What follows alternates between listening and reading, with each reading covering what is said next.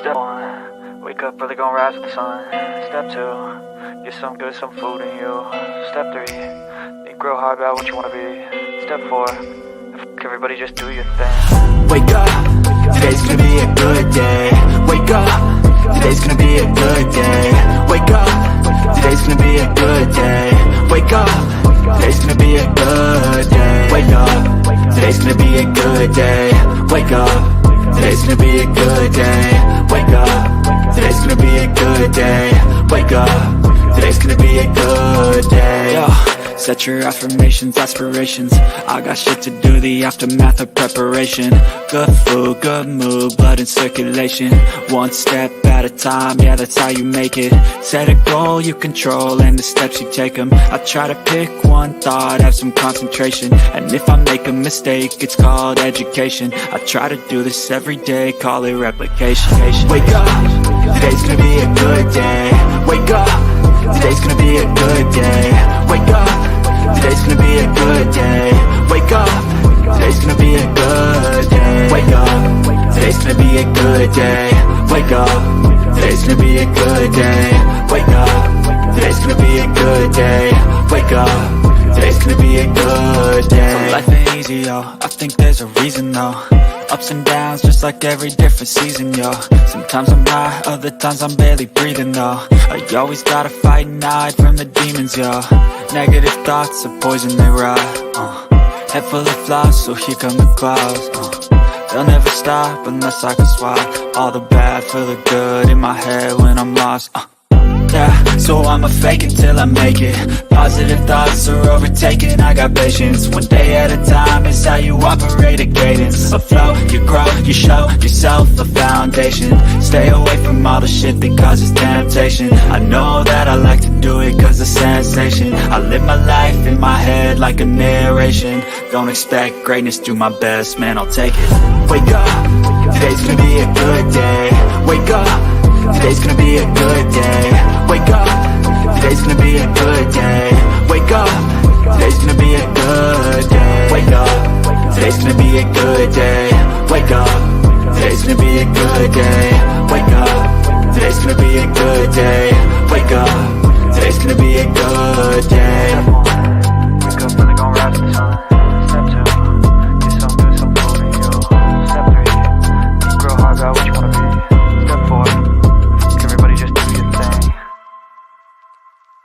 See, I don't know about y'all, but like for real, I don't mind being talked about. My problem come in when they start making stuff up. So you can talk about me all you want. It is what it is. You know, it's either I did it or I didn't. I said it or I didn't. Whatever the case is, I don't care. I let whoever think whatever, feel whatever. That's on them. You know what I'm saying? But it's the making up part. It's the lying part. It's the adding on to part that always get me. I don't mind being talked about. It's when y'all start lying that bothers me.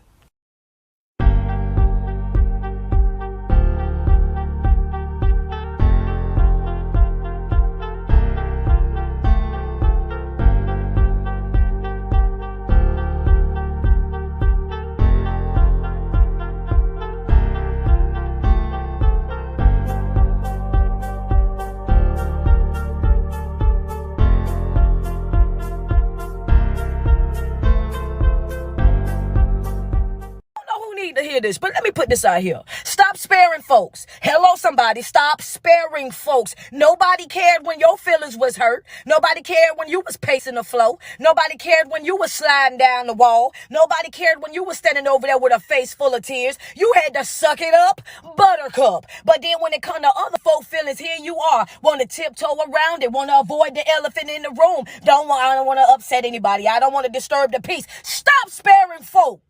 Ain't nobody spare you when it was your turn. Give it to them real. Give it to them raw. Give it to them uncut and uncensored. This is exactly what it is. This way you had me messed up at. Yeah. I ain't playing with nobody this season, baby.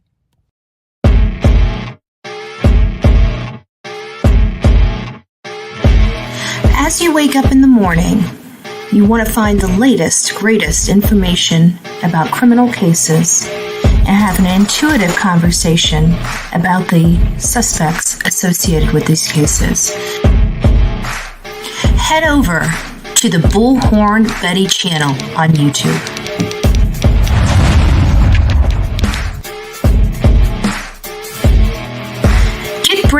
news right here on the Bullhorn Betty channel. Welcome to the Bullhorn Betty Coffee Club. Enjoy your stay and enjoy your day.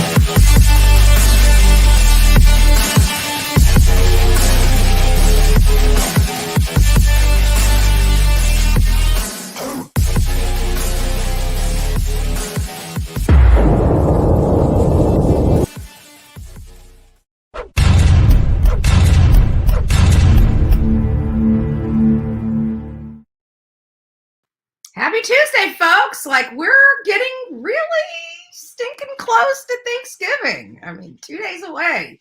And we have a lot to be thankful for today. God bless each and every one of you that's tuning in this Tuesday morning. Good morning. Amy Parker, the first to say good morning to Bullhorn Betty in chat, followed by Sheila Amalou. Nice to see you guys. Patricia Freeman, good morning. Good morning. What does it say? Good morning, good morning, good morning, one and all. What a Thanksgiving miracle to know Leilani is locked up behind bars. Amen to that. Amen to that. Sheila, good morning. Michelle, good morning. Patricia also says, I hope and pray to God that she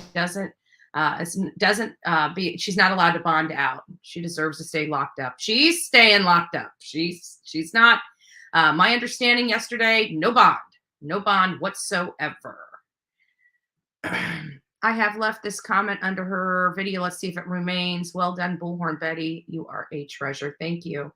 Good morning. Good morning, Sonia. Texaholic. Nice to see you this morning. Nice to see you. Lots of friends. Good morning. Light you up. Light you up. Had a beautiful little statement here. My wife has been into true crime for a long time. I knew of stories she followed, but when she introduced me to you and Dolly, I saw you actually all getting out there. That's what drew me in. Yes, we do get out there. Not all the time. I mean, we thank God we're not on the road all the time. I mean, if I was on the road all the time, I shouldn't take my glasses off. I still don't read. I would probably have no hair, right? Good morning. I am Team Summer. Good morning, Coffee Clubbers. Welcome to the Bullhorn Betty channel and the crazy place we call the Bullhorn Betty show, right? Good morning. Good morning. So it's nice to see all you beautiful faces in here. Light you up also says, you guys really make a difference. As a vet, I feel that your voice and rights are important. Keep doing you. Don't worry about what anyone thinks. You cannot please everyone. Oh, no, and I don't even try, right? If I can please myself, if I can literally please myself on any given day, I'm already ahead of the game. I promise you that. I am hard to please. I must admit, I am hard to please. So it's nice to see you, Pebbles, Peggy. See you later. I am Team Summer, Blue Eyes. Emma's in the house. Sepsis Kills. Sonia. I think I already said hi to you, Sonia. So you don't get a second hi, okay? I'm sorry. I love you, but no second hi for you. I'm just joking. I'm just joking. Don't forget to we have already almost 550 people in the chat so far. We haven't even gotten into this, but just a couple minutes. So please go out there and like this segment. Again, it's free to say thank you by giving a like. It's a way to help this channel grow. It's a way for the algorithm to pick it up and to push this out. I do a lot of research here. We cover a lot of different cases. We're covering 2 major cases this morning. We're going to cover the updates of Quentin Simon. Many of you guys were here last night. You guys know a few minutes after whatever that channel 22 out in Savannah, Chatham County, just literally 2 or 3 minutes after that, we went live with the breaking news that Leilani was in fact arrested, and she is behind bars on a number of charges. We'll go over those charges this morning. So those that missed it or wanted to conversate about it, you guys will have your opportunity to do that this morning. Then we're going over some major updates, some clarification updates from the Mascow Police Department this morning related to the Idaho 4. This was the college students, the 4 college students that were murdered in their off-campus dormitory-style apartment. And some new information that has just been released not too long ago. It may have already hit the evening circuit. I haven't watched. Many of you guys know I don't watch a whole lot of YouTube, especially other channels. I like to stay focused on the work that I do instead of the work other people do. There are over 400 in the chat. Make sure you show me some love, baby. It's Tuesday. We're about to go into Thanksgiving. We all have a lot to be thankful for. I mean, if you're above the ground, you have something to be thankful for, right? Our morning could be a lot worse. And quite frankly, there is somebody in this country that is waking up to a lot worse than we have at this moment. So, let's pray for all the people that are struggling. A lot of people are struggling. If they're like me, every year I struggle with, seasonal depression. I've talked about it since the day that my social media channels have come up, because I think that people don't realize what it is. And, I'm not a depressed person typically. But this time of the year, I really get kind of into a dark spot, and I don't know where. It's been like this for years and years and years. It's usually from my birthday, which is in September, all the way to the end of the year. This year, actually, believe it or not, has been better for me. And I think it's because I've been busy and traveling. So from my birthday to just recently, I have been on the road. I haven't had the time to really think about my stuff. So, but now that I'm home, when I came back from Chatham County, Savannah, we were already exhausted. It really kind of took a toll on me. So, but we're working through it, and I'm up, and we've been running live our regular scheduled morning show consistently, at least for 3 days, right? It's progress, not perfection, here on the Bullhorn Betty channel. Easy 3. Does it say, hey, Betty, I'm so glad for your live. Yeah, thank you so much. How hard you and your crew worked. Yes. Your hearts are huge. Thank you. Everyone, again, justice for baby Q. Yes, absolutely. Justice for baby Q. Sorry, I took my glasses off. Bear with me. Good morning. Good morning. Good morning. I see all the beautiful faces this morning in the chat. Stacy Love says, love your channel. Keep up the great work. Thank you. And God bless you. God bless you. I've got the bird and brine. I was going to make it today. I may just wait until tomorrow to make it. I'm waiting to hear back from the mechanic. So hopefully I will get the car back today. If not, first thing in the morning. Not sure what I'm going to do. Am I going to stay here in Florida for Thanksgiving? Am I going to run away and find something to do? I don't really know yet. I haven't made my decision, and we're literally 2 days away from Thanksgiving. Shits and giggles. It's nice to see you. Good morning, love bug. Good morning. Morning to all the beautiful people. Rebecca, nice to see you. Let's see here. Malice murder equals life in prison. I think, I'm sorry, but I think we're going to find out that she, and I was going to tell you guys a story, and this is really sad. And it's, actually, before we get into the depressing stuff, let's keep it happy. We only get a few moments before we start diving into the work where we can actually, have a good morning, right? And then we get into this, and then it's like, like these horrible cases, these horrible people that we fight for and try to get, in jail and stuff. I'm still upset that they are not planning on arresting, at least from what we heard, and not planning on arresting Billy Joe. Again, I'm hopeful that changes. I'm hopeful that people realize that she's not being arrested for her crimes against her grandson, which are, I don't think there's a whole lot, but, she definitely should have been charged with child endangerment. There are laws. There is enough evidence sufficient for that charge. And she's just going to be able to walk scot-free. And sorry, but Billy Joe has culpability, and her culpability lost this child his life. If she was the fail safe and she failed. You know what I'm saying? Like the courts used her as the fail safe. And she didn't do justice, but you know what? At the end of the day, she's a miserable person. She is a woman that has been on drugs her entire life. She has ruined her children because of her actions. One of her grandchildren are dead, and she's lost every other grandchild that she has. So she will never be the same again. Her life will be nothing but hell. Karma will win on Billy Joe. Karma has already won for Billy Joe. I mean, won on Billy Joe, right?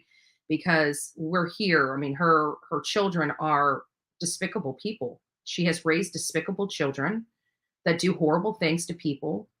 She is a horrible person herself. The company she keeps are disgusting and despicable people. They are just bad news. That whole entire family and every single person that surrounds that family are horrible people. They are the gutter trash of Savannah, Georgia.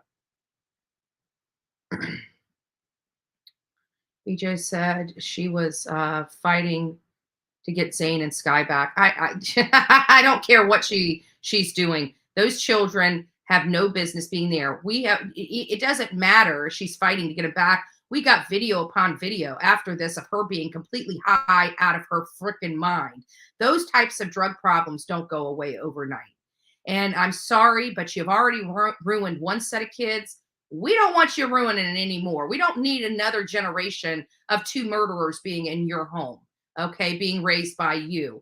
We know how murderers are created.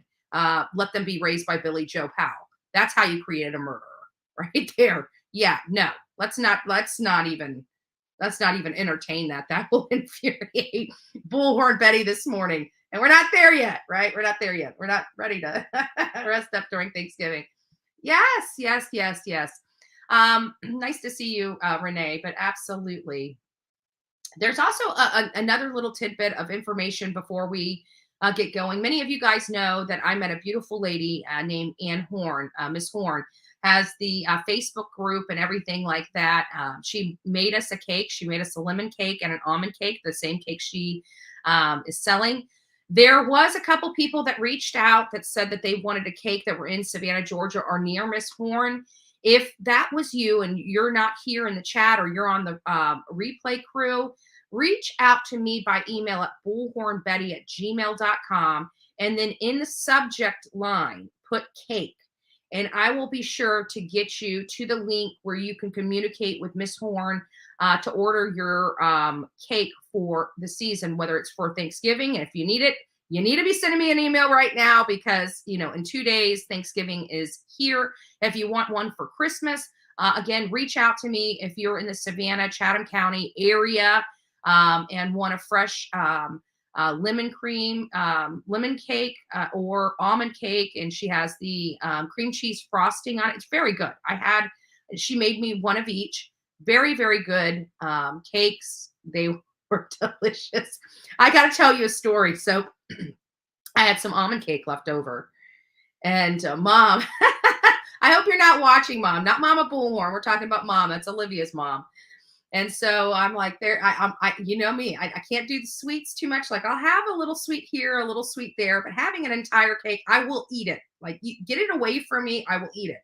So you know what? As a good friend that I am, I made sure I showed Mom and Olivia this cake because I know Olivia and her sweet tooth problem. She has a horrible sweet tooth. Anywhere you go, you got to make sure that there's a decent dessert on the menu because she will order it. We can be literally stuffed to the gills, like roll us out the restaurant door, can't put another crumb down our throat, and Olivia will still order something sweet, whether it's a pie, a cake, a cobbler, it doesn't matter. That is my friend. I love her. We go out, do a lot of stuff. So malice murder is intentional, not accidental. Yeah, no, she did this. I don't. Let's go over her charges. I know I have them up here this morning. Got them right here. It doesn't necessarily say let me see if we got the court records. I wonder if the court records are in. They're probably not, because Chatham County's probably dragging their ass, because this is the biggest case that they have. Chatham County.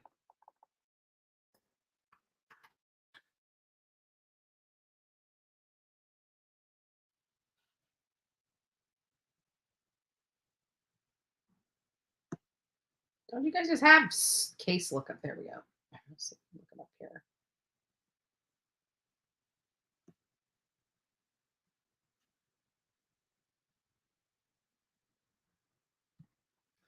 All right, guys. So I'm going to have to register for this. We'll see if we can get access to this here.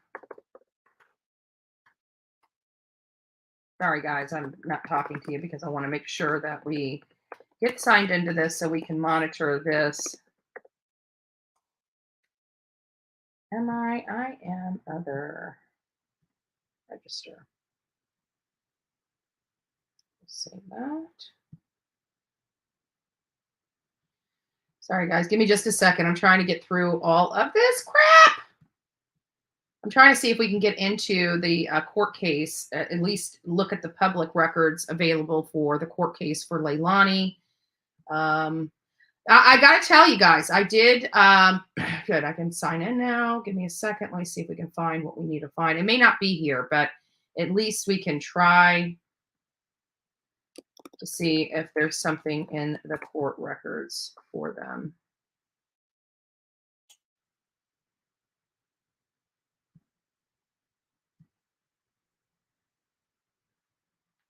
That's finished.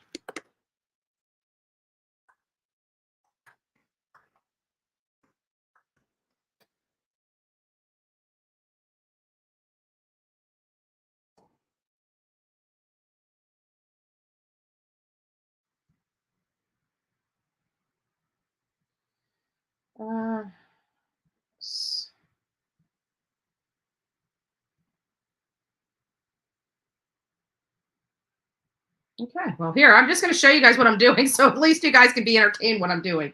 So I'm just trying to get into the search for Georgia right now to get some access, e-file, data source, and stuff like that for this. We're going to go with the basic. I'm not paying $150 a year. I don't have enough cases there. Quick search, easiest way to find a party attorney. Let's see if we can find it. Do I have to say it backwards? How do we do this? Let me go to advanced search. Attorney name. Party.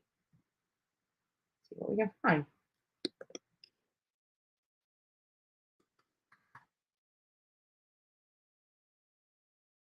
Who knows, right? Who knows? We'll get started. Sorry, guys. I'm not ignoring you. I just found this, and we're going to be talking about it, and something popped up, and I thought, well, here we go. So it hasn't hit the, but we do have it here. But it doesn't have, we don't have anything going on. This must be the eviction, but we don't have the other work here yet. So obviously there was a towing and recovery situation. There is the child support situation. This looks like the eviction. So I just wanted to check there. I hope Bubba gets his remains. Listen, you know what? Somebody had brought up a good point yesterday about Bubba. You know, he really should go after Billy Joe for wrongful death. He really should. Because she was responsible for that child while that child was in her care. That child met his demise at the hands of his mother, I think. But at the end of the day, you know, who was responsible for that child, who was financially and personally responsible for that child, and that was Billy Joe Powell. And I hope to God, and if anybody has Bubba's information, email that to me at bullhornbetty@gmail.com. I'd like to help him, advise him, and depending on what state, help him acquire an attorney to do that if necessary, if that's a route he'd like to take. Bubba Moss has lost a great deal in the days following the death of his son. He lost his mother and his father. I can't imagine if he was already messed up, he's even more messed up. You don't get over something like that. I mean, basically think about it. Your entire family was just wiped out, and they were from 3 separate horrific incidences. That's just, that's hard. I mean, and we're adults, older adults. We have a lot more life experience and things of that nature. And us as adults with all this life experience, and we've dealt with it. That would be hard for any normal person to deal with. Very, very hard. Hi, AG. Nice to see you, Susie. I see all the people coming in. I just want to tell you guys, hey, good morning. I'm still hoping the DA will charge charges against. I don't think they are, because the DA will only bring up charges that the law enforcement, that means that the police chief, presents to him. It does, until the police chief hands over the file to the DA, there are no charges. And the police chief has told us he's not planning on charging her. So hopefully there's something out there that she can be charged with, and maybe force the hand of law enforcement to charge her with something. Even if it's not even connected with Quentin Simon, right? Even if it's not connected with Quentin Simon, we still need to get her behind bars. So anybody that has, she's wronged, she's done something to illegally. If the statute of limitations is still available, go down to the police department and file a report. Seriously, she needs to be behind bars as well. And she shouldn't have a Thanksgiving. Last night I was listening to, and I had to turn it off because I just can't even stand, listening to Cher and bitching about the protesters and complaining about, what we did and all this other stuff. Well, you know what? While you're sitting on your ass, and letting this grandmother talk about herself again, since this started, Billy Joe still, every time she barely even talks about Quentin. It's all about her, how she feels, what's going on in her life. Like, your grandson just got pulled out of a landfill that your daughter put her in, and you're more concerned about yourself and how you feel and how Leilani may feel. Nothing, no care in the world about the poor grandson that's dead. I loathe Billy Joe and Leilani. Many of you loathe them. Loathe them. I don't know how to even say. Can't CPS charge. Yes, they could. They could recommend charges to law enforcement, but let's think. This what do they call it? DFACS hasn't done crap for these children, right? If DFACS had done their job as well, this child would still be alive. So do I have any, and again, it's no disrespect to DFACS. Let's talk about DFACS. They're underfunded, they're overworked, and I'm sorry, no matter what kind of master's degree you have, if you don't have the life experience and you have not experienced what you're trying to assist with, that master's degree does squat for you. You have no earthly idea. I remember my best friend, which many of you know, I talk about her a lot when it comes to this DFACS stuff, because she is a grandmother that is now raising her grandchildren. And so I have some experience in how these child welfare agencies work. And my bestie, she's similar in nature with my you don't tell us what to do. You don't come in and get into our business. We will tell you where to go and how to get there, like that. And so this lady walks into her house. Now, mind you, like Laura, she has a beautiful home. She lives near the water. Like, you don't go in her house and be disrespectful. And I don't give a rat's ass if you are a social worker. You come in there and tell her to sit down and be quiet while you talk to her. She will show you her front door.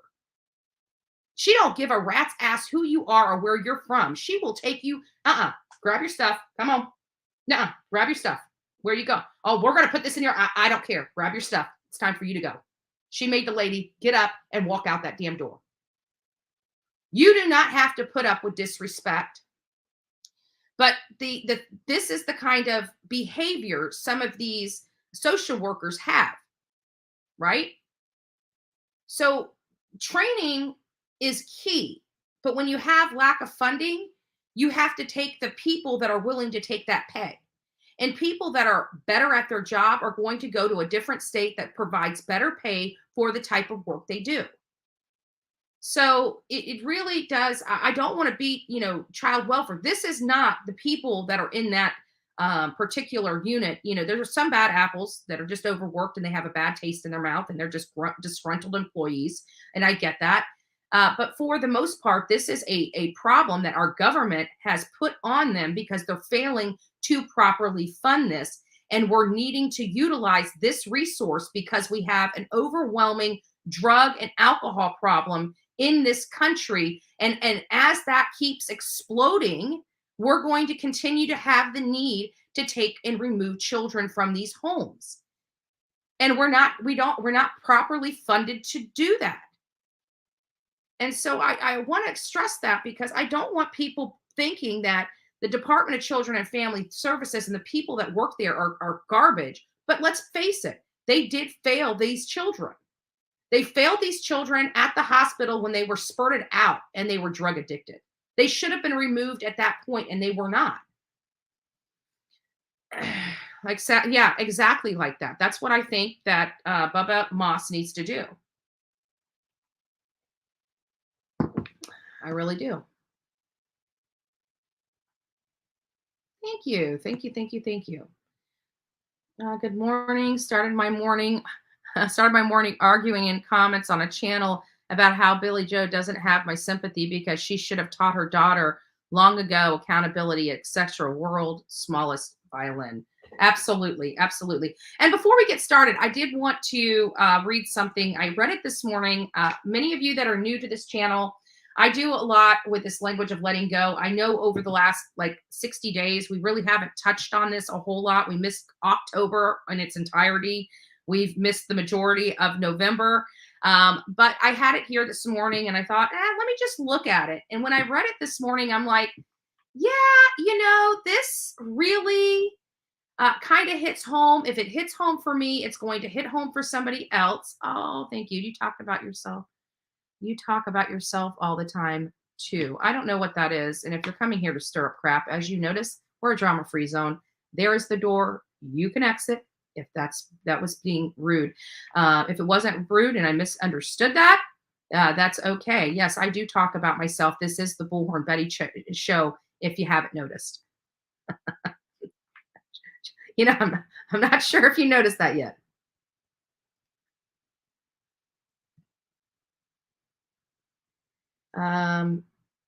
Let's see here. And guys, even if somebody pays for my mods, even if somebody pays to do the super chat, if it's rude or disrespectful, you don't have to time it out, but definitely remove it. But it doesn't really matter because at the end of the day, these things, I stopped putting the live chat up. I stopped putting the live chat up. So these trolls, they don't get their 15 minutes of fame in my chat. I stopped doing it. I'll start back with doing the live chats once these animals go back into their holes. Right? But anyways, hold on, let me get down to the bottom. Okay, we're down at the bottom. So somebody's asking why didn't the dad have custody? Because they're all messed up. Okay, they don't have the ability to have custody. And again, Bubba wasn't necessarily the best, the best dad in the world. I mean, it doesn't mean he didn't love it. He's got his own problems, right? And a lot of people, just because they don't have contact doesn't mean they don't love their kids. They just doing their own thing, right? But he wasn't necessarily the best parent. He didn't really see his child. He hadn't seen his child in 6 months before he had passed, before Leilani killed him. And, it's sad. It's sad. Nice to see you, Rhonda. Do you think the boyfriend should be held accountable? I do. I believe that Danny should be arrested. I think he knew what was going on. I think he knew early on what had happened, whether he was, I don't think he was responsible for the disposal or the actual act. I think that was all Leilani, but I do believe he knew of the abuse. He knew of the drug abuse in that home because he participated in that. and he is not going to be held accountable for his part. And like I said, and I have not minced my words, I think everybody in that household should be in jail. Everybody, even Tom, because he knew what was going on in the house and stood by and did absolutely nothing. So anyways, November 22nd, it says, practice the basics. So I just wanted to read this. This is actually not too awfully long, longer than I'd like, but not too awfully long. So give me just a second. I don't really have a whole lot of light. I got a lot more light shining at my face than, than the ground. So give me just a second. The way all parties was with that baby in the landfill, I doubt BG or BJ will look into getting those children back. Totally inappropriate behavior during a crisis. Yeah, I hope she doesn't get it back, but you never know. There's just some stupid people out there, judges that didn't even do a home study before giving that child to Billy Joe. There's a lot of problems. So here, let me just read this to you. I got to get some light in here so I can read it. November 22nd is practice the basics. Not being codependent, ? That's a decision I need to make each day. And that's from an anonymous person. Remember to practice the basics. There's a saying floating around that people talk about a lot. Lessons won't go away until they're learned. We can move, duck, hide, run, or escape by doing something else, but that lesson will still follow us around. There's another saying too, one that's not talked about as much, but it is an important lesson to remember as we go throughout our daily lives. Just because the lesson has been learned doesn't mean it goes away. Sometimes it appears in different shapes and forms. I used to believe that once a lesson is learned, I had it under my belt. The pain from the lesson would stop once I realized what it was. Then I could go on with my life and put the graduation certificate in a drawer. It took me a while to realize that that wasn't necessarily true. I was learning these lessons because I would need to use that skill, awakening, value, discipline, or practice as a tool for the rest of my life.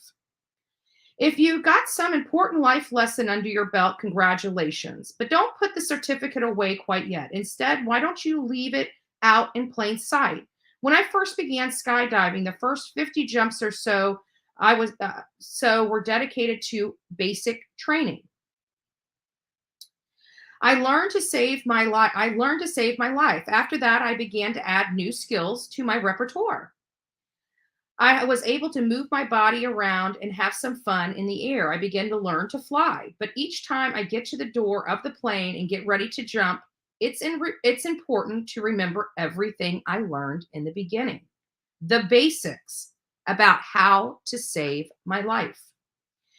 Practice the basics every day or as often as you need, whether you're in recovery, working at a craft, working on a relationship, or flying a plane. Review your basics and remember to apply these principles each day in your life. Spread your wings, learn to fly, have a ball with your life, learn about all the mysteries and magics the universe has to offer. See how good you can get, but don't forget what you learned in the beginning. Remember to save your own life. God help me remember to practice the basics of self-care every day of my life. And we always talk about that self-care. We need it. Like, we're in the true crime. I see some of the absolute worst stuff in this world. And I have to remember, I've got to be able to heal myself from a lot of the stuff, that we go over. But I also remember that a lot of my life lessons apply to this stuff. Even though I'm here on this side of the earth, doesn't mean, I was saved. I was saved by God. I should not be here. I've lost my life at least one time where I stopped breathing, possibly another time. And I definitely have put myself in danger where I've had a gun put to my head. I've had a knife put to my throat. I should not be here.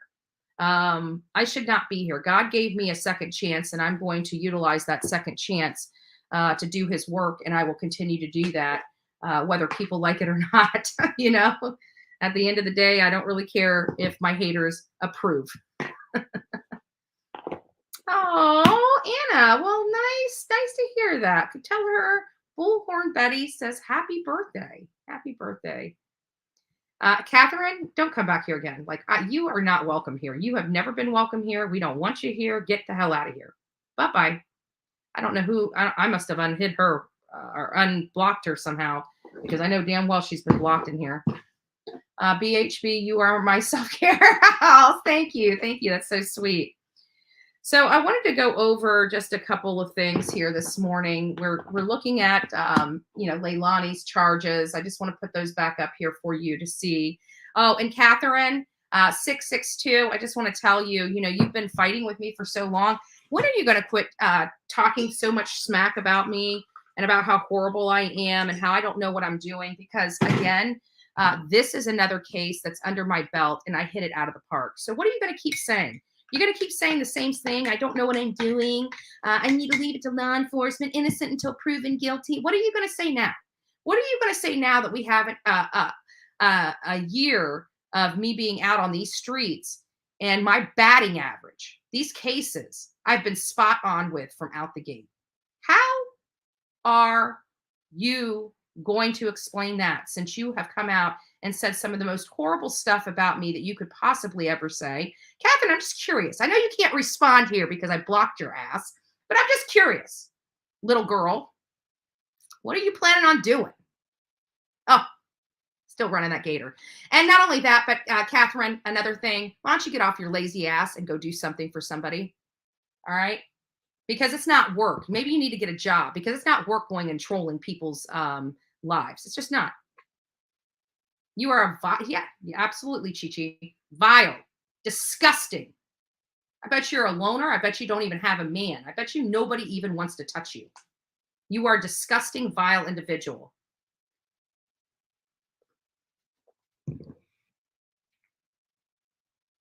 No, it's not. It's definitely not easy. Seasonal depression sucks. Oh, thank you, Tracy. Thank you. God bless you. God bless you. Make the haters hate, right? Make the haters hate. We do good work here. Nobody can say that. We broke this case. We broke this case last night. Again, let's talk about her charges. For those that are just tuning in that don't know, Leilani has been charged with concealing the death of another, which is a felony. False statement or writing concealing facts or fraudulent documents in a matter of government. That's a felony. False report of a crime. That's a misdemeanor. And a murder charge, which again is a felony. So Leilani is behind bars. Billy Joe is not, which kind of sucks. And hopefully she will get behind bars here in the near future. Thank you. Thank you for the love and support. But I did have to watch a portion of the stuff that went up yesterday. Sorry, guys. Let me look in here. Let me close some of this stuff out. We do have an update. Where is my update? Okay. So we're kind of done. We're going to go over Quentin. I am going back. Everybody's, concerned that we're not going back to Chatham County. Okay. I just want to let you guys know we are going back to Chatham County. I am personally going to go back to Chatham County. I am personally going about, was the baby found, Crystal? The answer is yes. Quentin was found on Friday. Law enforcement withheld that information from the public.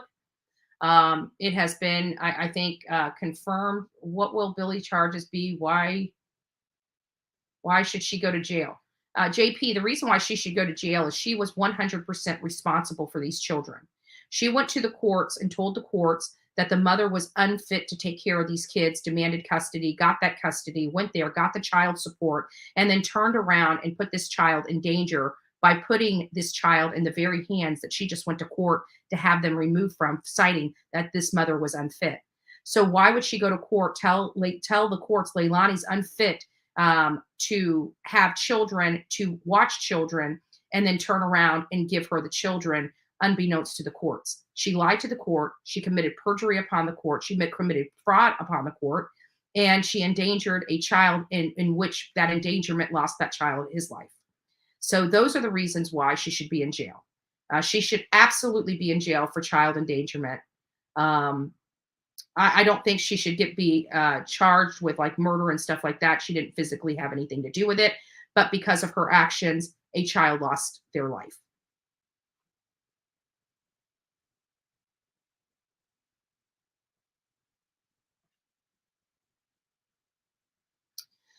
I'm embracing, they pay to hate. It's crazy. I'm telling you, there's unstable people here on YouTube. There truly is totally unstable, unhinged people here on YouTube. And it's crazy. But let's just go ahead. Did the court order state Leilani couldn't be around the children? If it did not state that, then she didn't break a court order. She lied to the court. That's you're missing the point. And yes, she's not allowed to have these children unsupervised. So either way, just for your information, no, that Leilani or Billy Joe should be in jail. She should be charged with something. Do I think, and I don't really care, she's got 6 months probation or, whatever it is. I'm not necessarily thinking she should be locked up indefinitely, but she should be charged with her crime. Because if she went to the court arguing with the court that this lady was unfit, she just got custody of these kids, just got awarded child support for full custody of these children, and then turned around. She knew she was, this is the reason why I say this. Billy Joe knew she would not be able to take care of these kids because she was out of state weeks on end. Weeks on end. She lied to the courts in order to keep those kids in the home with their mother. That is a crime. And she should be charged with that. And she's seen the bruises. She knew this woman was beating on those kids. I know that that Leilani was beating on these kids. Within 24 to 48 hours, we had a good picture of what transpired at that home on October 5th, the morning hours of October 5th. We had a good understanding.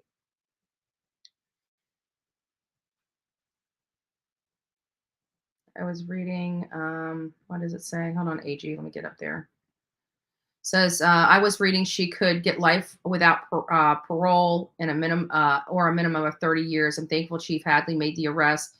It was because of you and your team that proved by photos they were beaten on. Yes, it was. And that's what, but see, that's my problem with the police chief, is that we knew of all these additional crimes and I could not understand or comprehend why with all these charges, she was still on the streets. He could have done the right thing and put her away. She was on double probation. She had no business being on the streets, period. I'm not going to come off of that stance. She had no business being on the streets. I am very thankful she is behind bars today. I'm very thankful she does not get to eat Thanksgiving meal. I'm very thankful she doesn't get to see. But you know what? Non-guilty families, let me tell you about this. When Brandy Neal, when her son went missing, Michael Monkey Vaughn went missing, it was in July. Do you know she didn't put up a Christmas tree? It was hard for her. She couldn't even think, did the kids get gifts on Christmas or other kids? Of course they did. But as you can imagine, a mother missing a child was not in the Christmas mood. Why am I bringing this up? Because apparently Billy Joe's bragging about her tree, bragging about her ornaments, getting ready, getting excited for Christmas. And her daughter's going to jail and her grandson was thrown away like garbage and had to be found and pulled out of a landfill. And she is putting up a Christmas tree. I just want to put that in perspective for you folks. You got families that are losing loved ones that loved their loved ones. They're not celebrating Christmas. Brandy Neal did not celebrate Christmas. She survived Christmas. And Billy Joe, she's ready. She is so ready. And I'm literally beside myself. Good morning. So she's asking for donations for a funeral. Of course she is. Of course, she's a drug addict. The woman has 2 properties, a huge RV that I could never afford. This woman is got all this stuff, and she still has her hand out. Let me tell you something, Billy Joe. Let me tell you a secret. Get off your lazy ass, take the crack pipe out of your mouth, and go get a flipping job. Okay? Why don't you try doing that? Let's try that first. You'll find you'll probably have plenty of Christmas money, plenty of funeral money, if you remove the crack pipe. It costs a lot of money to have that hanging out of your mouth. Hadley said malice murder, intentional, but the warrant says murder felony. Can you explain? If he said malice murder, He didn't mince his words. It must be in the probable cause affidavit as to the intent. So yes, I believe, and I told you guys that at the beginning, I believe she either beat that child or she suffocated that child. I don't believe that this was a negligent situation where that child died in her care. She targeted that child. Her mother just got child support for that child, and then this child disappeared. Candyland, usually when people say, can you read my comment above? You should go ahead and cut and paste that comment back in, because when you have 1,200 people in the chat, you can imagine it is very, very, very difficult to go back and try to find it. I do not monitor the chat. If it's not a super chat, I try to go over there every now and then. But if it's not something that pops up because I'm looking at a camera and the chat's over here, I can't look at the camera and read the chat. I don't have I don't have the ability to do that. You know, I'm sorry. So, but I did find your comment. It says, it seems to me like Ellie allowed Leilani to go to rehab prior to arrest. Rumor has it Leilani tried to leave. No, she never went to rehab. Never went to rehab. She didn't try to get clean. She never went. People tried to push that around before we put boots on the ground in Savannah, Georgia, and then we dispelled those rumors. She never went to rehab. She was never admitted into a hospital. She never tried to do damage control for the charges. She just tried to deny. It wasn't me. I don't know what happened. But if they say I did, I would walk in there and turn myself in. If they say I did, I will say I did. Let's see if she holds to that. I would probably say she's going to go in there and tell the judge that she wants a trial and she's not guilty of these things.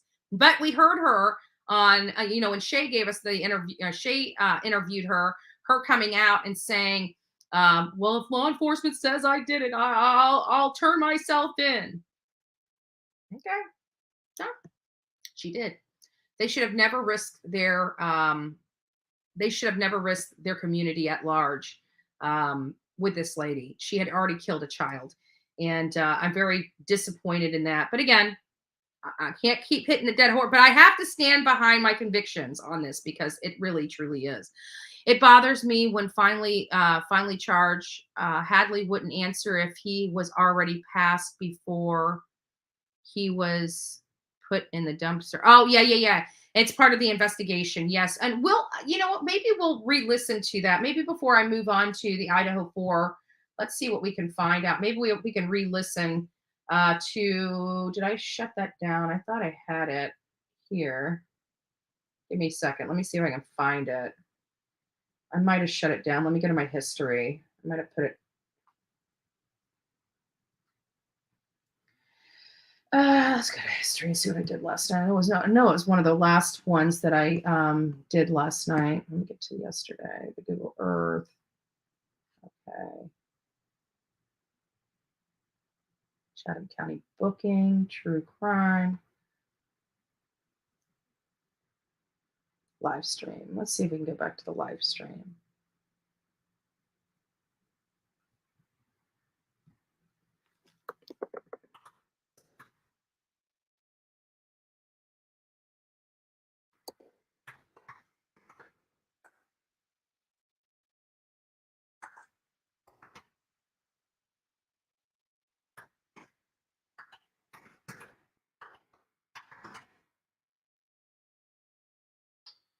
All right, let's see if we can find the press conference.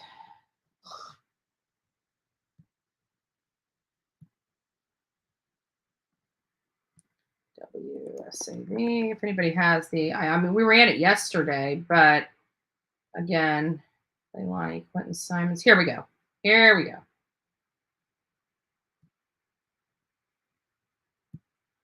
Federal Bureau of Investigation. This afternoon, Chatham County Police Department detectives arrested 22-year-old Leilani Simon and charged her with malice murder, concealing the death of another person, false reporting, and making false statements in connection with the disappearance and death of her son, 20-month-old Quentin Simon. Alani Simon is being held at the Chatham County Detention Center and is awaiting a bond hearing. We do not anticipate any other arrests in this case. She has been the sole suspect from the beginning. On Friday, our search teams at the Waste Management. They don't expect any other. Now, let's analyze. Let's just take a moment and analyze what he just said, because, hold on here. Because I don't think he didn't say there was no arrest coming.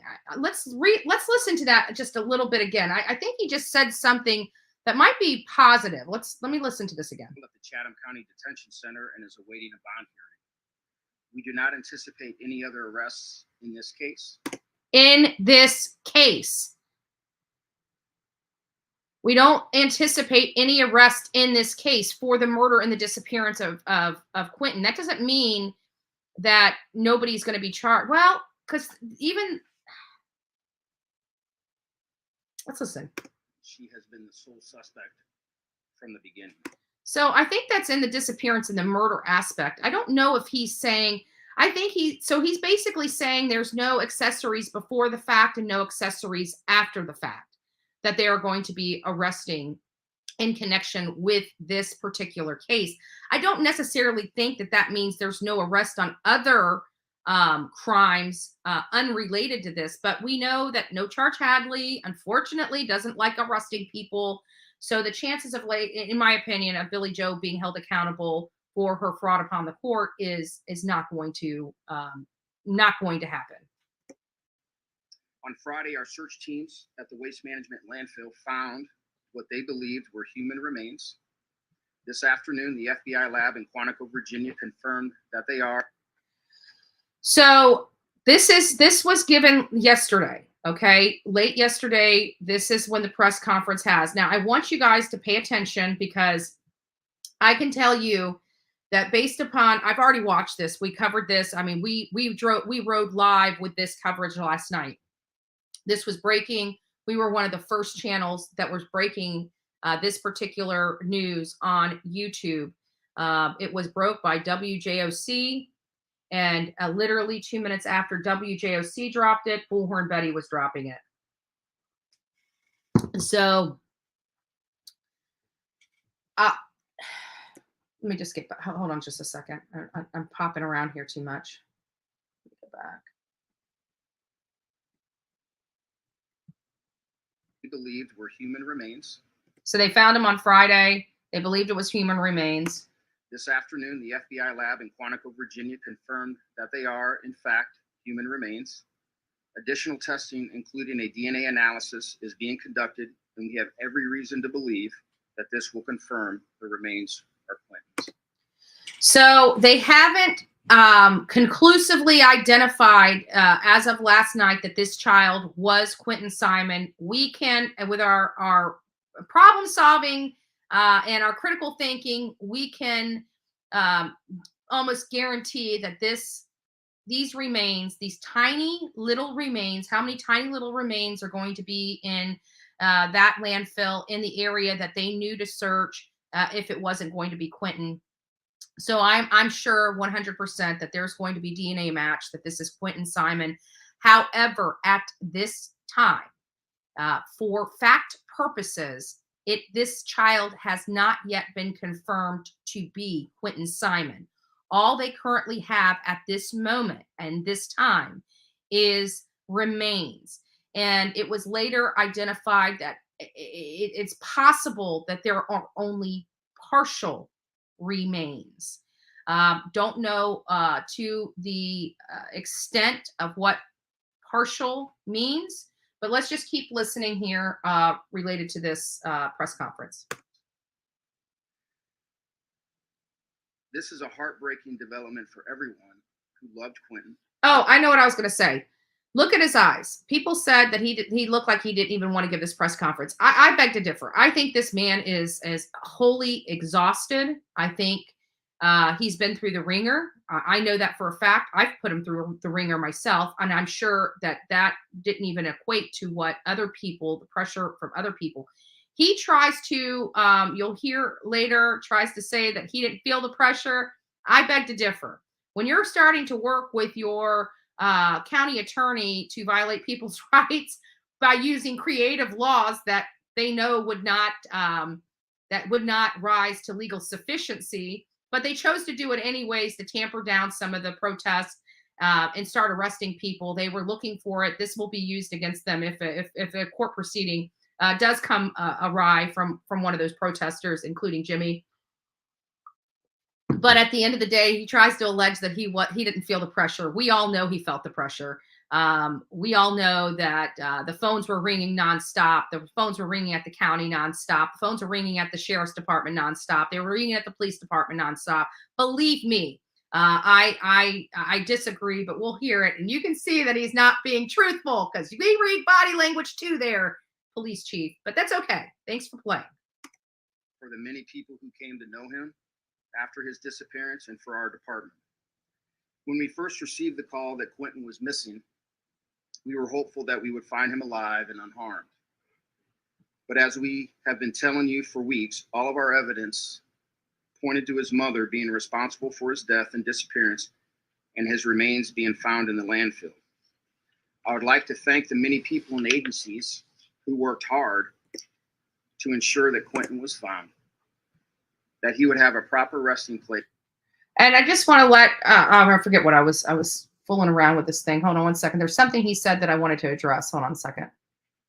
To ensure that Quentin was found. Oh, I know what it was. It was the fact that, this child, many people kept saying he's near water. He's near this. He's near that. We went out and everybody kept saying, go here, go here, go here, look here, look here. When we go out and we do a search and we're hearing that this child is in a landfill, believe me, we are looking at any other possibility of disposal.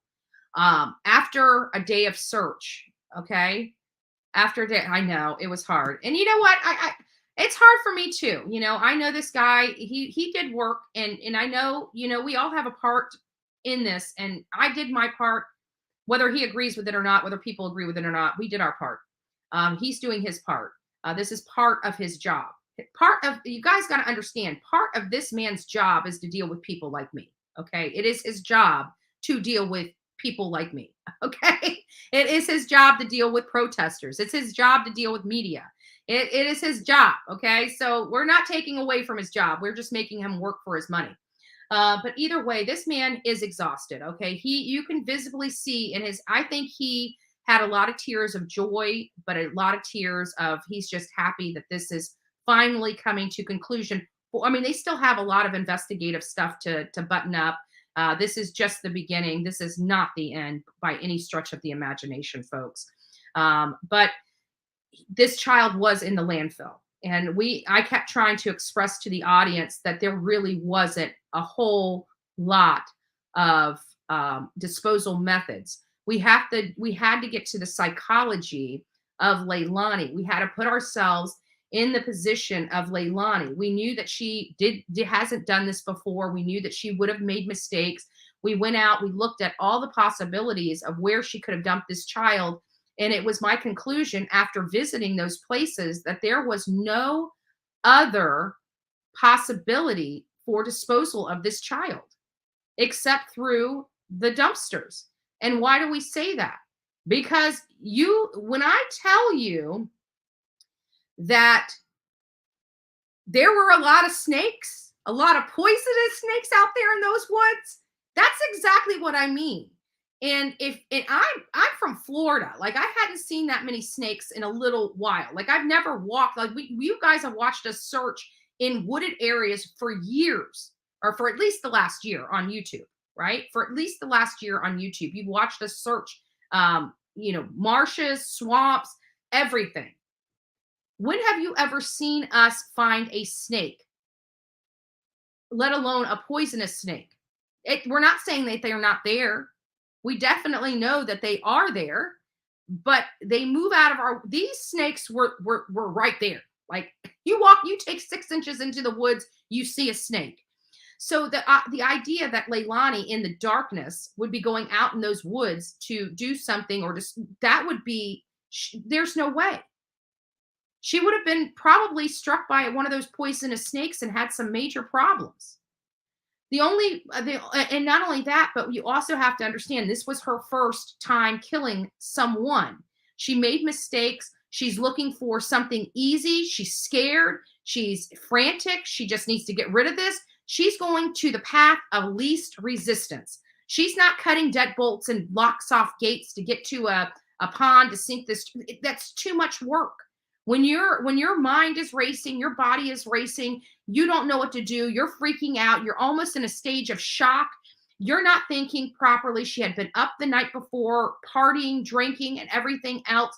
She was not capable of properly processing how to dispose of him at that moment. So she made a lot of mistakes. And the easiest and the most opportune place for this child to go was that dumpster. And that's why I came out and told you guys, you guys were saying, go here. And I kept saying, I'm not doing it, because there is no possibility of her dumping this child there or here or anywhere.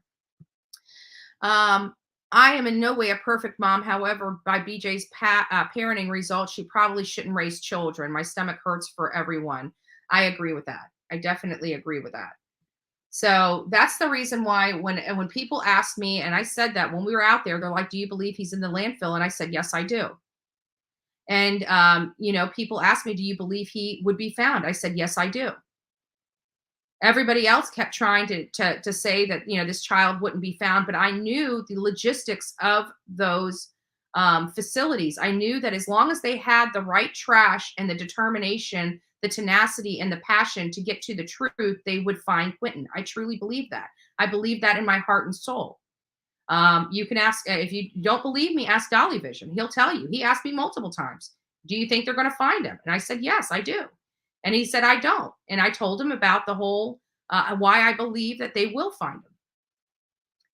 So I was kind of, the underdog in that, and I'm glad they did find him. Thank God. This is the only thing I'm so thankful for, is that they pulled him out of that landfill. It literally disgusted me to think that this was the child's final resting place. I don't know if I could personally, mentally I could personally process this if they didn't find Quentin. I really don't. That he would have a proper resting place and that justice would be served. First and foremost, I want to thank the FBI. We are incredibly grateful for their invaluable assistance. Their expertise, their manpower, resources, and guidance are unmatched and were crucial in our efforts to find Quentin. They were on the scene within 3 hours of Quentin being reported missing and have assisted with every aspect of this investigation. The resources they poured into the landfill search are extraordinary and are the reason that we were able to find Quentin. I can't thank them enough. Chatham County Police Department's Criminal Investigation Division also deserves special recognition. Their devotion to Quentin, to making sure this crime did not go unsolved, is an example of police work at its finest. Our detectives worked tirelessly and were determined to follow every lead and uncover every piece of evidence in this case. The Georgia Bureau of Investigation, Chatham County Sheriff's Office, and Department of Natural Resources all had officers searching the landfill alongside our officers in the FBI. The support of the Chatham County Emergency Management Agency, Chatham Emergency Services, Chatham Occupational Safety and Health, Savannah Police, and Savannah Fire also were invaluable in this massive effort. Finally, I would like to thank the many people who showed their support for our department during this incredibly difficult and important investigation. We appreciate those who kept faith in the system and waited patiently for evidence we needed to make sure Quentin has every opportunity to receive the justice he deserves. At this point, I'd like to turn it over to Will Clark, who has some comments from the FBI. Good evening. My name is Will Clark. I'm the Senior Supervisory Resident Agent of the Savannah and Brunswick offices of the FBI. 1 month ago, we began this landfill search alongside Chatham County Police Department with one. I want to say a big shout out to Dolly Vision, because he just said a number that Dolly had been saying for quite some time. Dolly said he believes 30 days they'll be at this landfill. So he got partially right because they found this child within 30 days. Dolly had anticipated them being done with the search in its entirety within 30 days, whether they found him or not. Thank God they found him. They were planning on searching this landfill for him until the December 9th of this year. And then they were going to call the search off. It sounds to me like Police Chief Hadley was before the county commission that morning prior to them finding Quentin, because they were asking him how long do they anticipate being out there. And he said until December 9th. So I don't know if at that time he knew that they had found remains or if the remains were found shortly after that county commissioner meeting. I'm a little foggy on those details. But the reason why I stopped it is because this FBI agent is telling us that, it's been 30 days. And I just wanted to give a shout out to Dolly Vision because he's been saying, 30 days, they're either going to find something or kill the search in its entirety. So again, partially right. They did kill the search after 30 days, but it's because they found Quentin. Purpose in mind. And that was to find Quentin and to bring him home. On Friday, search crews from the FBI in Chatham County found what we preliminarily believe are partial remains from a human child. Those bones were immediately sent to our lab in Quantico, Virginia. Additional testing for potential confirmation is now. I just want to let you guys know we have like 500 likes and we have 1,300 people in the chat. Please go out, like this segment. All you have to do is go out there and give it a like, a thumbs up, and we'll get back here. Please put your like number in the chat so we can see the support for this channel and the work that we do. Thank you, and God bless. Let me get back to that. Hold on, sorry, I gotta get there. It is and while I've stopped, I might as well read this off too. Officer combed through 1.2 million pounds of trash over a 30-day period. And police added that the FBI says landfill searches are only successful 5% of the time. It's a miracle, this poor baby. I agree with you. I know that the landfill searches are low with finding, but again, this is the second landfill search that I have watched personally. And this is the second landfill search that has produced a body. So I also want to put that in perspective for everyone out there. I've only watched two landfill searches in my life. Both of them, body was recovered. So I just want to make sure that people understand that, yes, the numbers are low, but from my experience, 100% of the victims that I knew were in a landfill were found.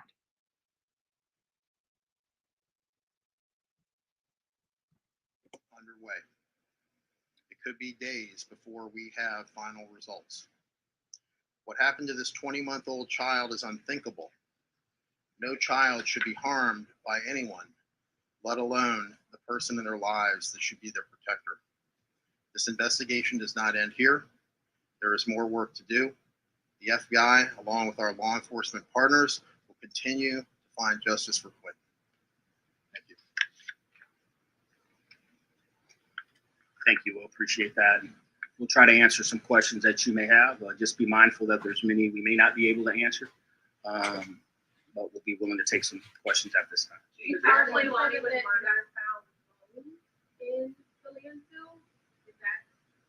We found human remains. Yes, ma'am. Do you believe that Quentin was put in that dumpster? Do you believe that he was alive then or had died before he was in the dumpster and then made it to the landfill? Could you? I didn't hear the first part. I'm sorry. Do you believe that Quentin Simon was alive when he was in the landfill? Do you believe he died before he was put in that dumpster? I can't answer that question. You charged Leilani with murder. Can you speak on whether you think it was accidental or intentional? I can't speak to that. So they're asking, is this, did this person, was Leilani, sorry, this thing, I don't know how to get this thing off, the comments off, but they were asking, was Simon, or was Quentin dead at the time of disposal or after? So they're basically saying, was the method of his death the disposal itself, is the way I'm understanding it.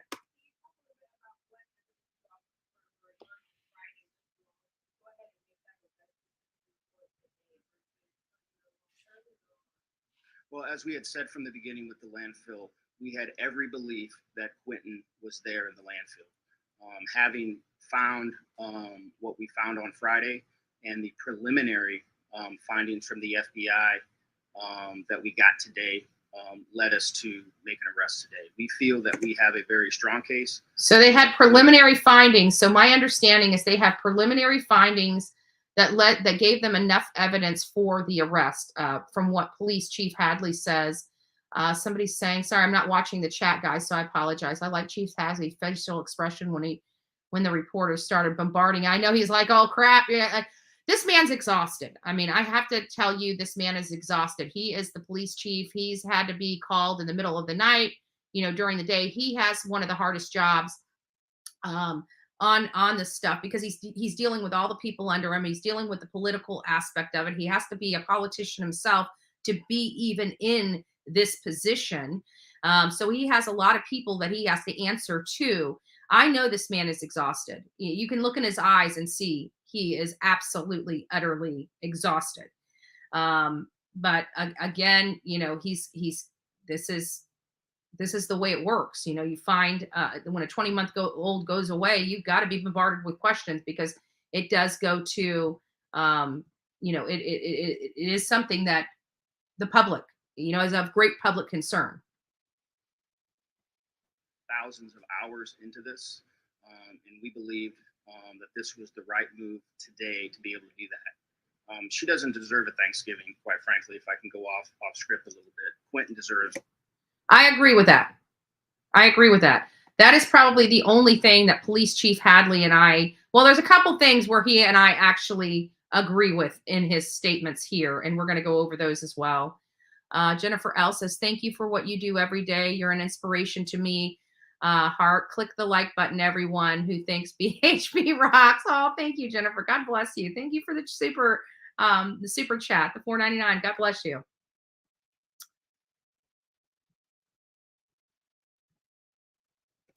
And we believe that this was the right move today to be able to do that. Let's listen to it again. She doesn't deserve a Thanksgiving, quite frankly, if I can go off script a little bit. Quentin deserves that. He choked up there.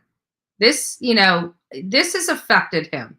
But it's nice to see. I know you can't show emotions whenever you're doing your job, especially in law enforcement.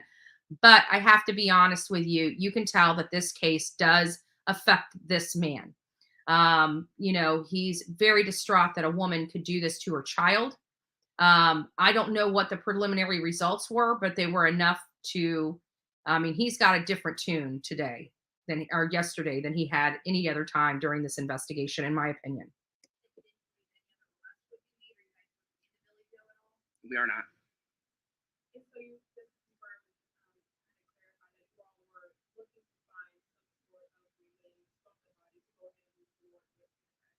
That's correct. Would the charges have been the same in this case had you not made that discovery on Friday? Say if this case had continued, the search found nothing in the landfill, would you still have been able to make a case for him to have justice, or how significant was this? Well, it was very significant, obviously, for obvious reasons. We do believe we had a strong case. And that was past tense. We believed we had a strong case. We're going to listen to that again. And this is the reason why I went to Chatham County, because she should have been and could have been arrested prior to this. Again, they labeled her on October 12th, some 40 days ago, as the primary subject and suspect in the disappearance and death of her son. And it took them this time to actually arrest a woman that was on double probation. Again, she could have been in jail, on October 13th. Why they chose not to put her in jail, again, I will always question that. I'm thankful she's in jail today. I'm thankful she doesn't get a Thanksgiving. But again, this is not how you do it. Otherwise, that would have been in counsel with the Chatham County District Attorney's Office, but we believe we had a strong case of it. very personal about this, and you said at that landfill that day with the picture behind you, you said we want to make sure we bring Quentin home and we give him a final place of rest. We wanted him to be able to make sure he wasn't in that zone. On Friday, how personal was that find for you? Well, it was very personal, quite frankly. I mean, there's a lot of aspects to that. I mean, knowing the hard work that went into this investigation, everybody, not just Chatham County Police Department, but everybody that chipped in, the FBI, GBI, DNR, Chatham County Sheriff's Office, the civilians, you name it, from A to Z, we were 100% committed to bringing justice for Quentin and to appreciate the amount of human effort, the amount of human emotion that goes into a case like this, and to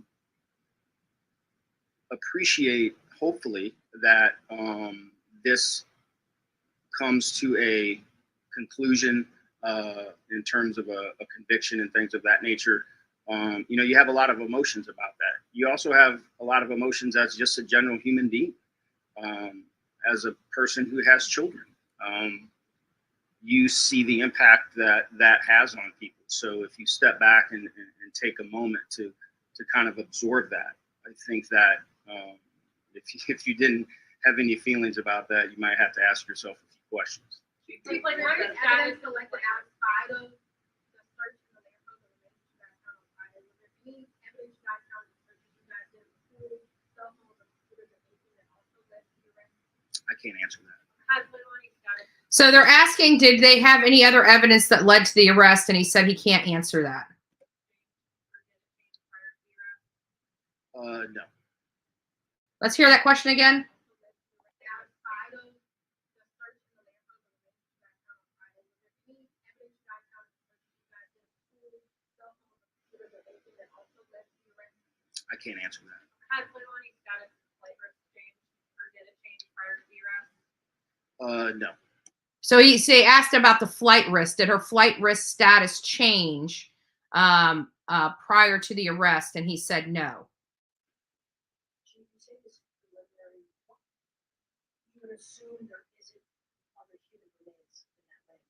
So they're talking about the preliminary reports. They're assuming there's no other remains in that landfill.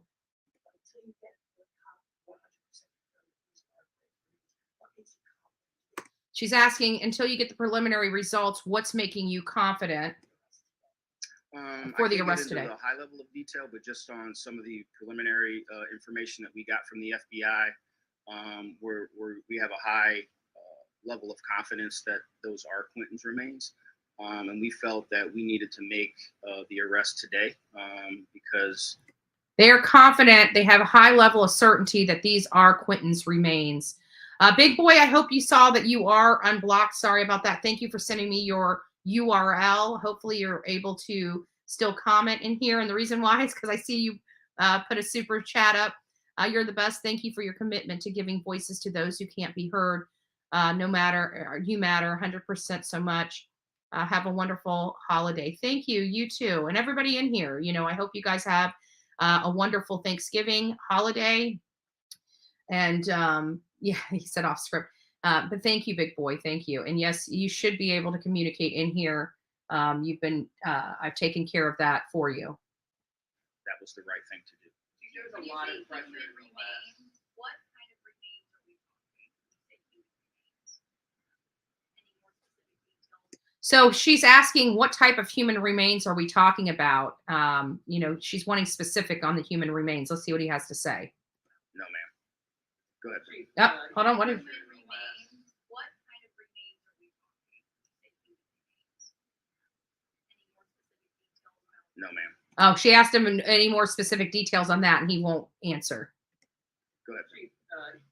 This case has been one that has made national news. There's been a lot of pressure against you personally. Here's the pressure. You know, there's been a lot of pressure against you, and I beg to differ. Like, this man's putting up no loitering signs. Believe me, he felt the pressure. Your name as a mountain protester, as a mountain community, you've gotten a lot of pressure about making this arrest. Standing here today and knowing that you have this key piece of evidence that you just said, what kind of message do you send to the community? People, A, that had your back and said, yes, we're going to wait on the police to do this. And then to the people who said, this arrest should have happened. Well, I didn't honestly feel a lot of pressure, quite frankly. Yeah, okay. Well, your body language begs to differ there, buddy, but that's okay. Keep playing. Only because I believed in our investigative process, the expertise that we were seeking. He didn't address why they didn't arrest her sooner. That was around us. Having a little bit of experience, in this profession, I understood people's perspective. I understood that, some people had their own strong feelings about when an arrest should be made and things that were going on. But we stayed focused on what we know and what we know how to do. And in conjunction with the FBI, we stayed the course. And so to those folks that supported us, to the citizens that believe. And believe me, I supported law enforcement. I didn't support Leilani being on the streets. And I have said from the beginning, I thought that they would find this baby boy in that landfill. Believed in us and believed in our department. I thank you. And for those that had questions, that's their right to do so. This is America. You can. Boom. Okay. I appreciate him coming out and at least exonerating the protesters as well as the alternative media out there covering this case. That yes, you're right. This is America. And yes, we had every right, one, to do what we do, and two, to question their methods. That is our right to do so here in America. You can have all the opinions you want, but I'm just so proud of our team and where we're at today. I'm proud of their team and where they're at today as well.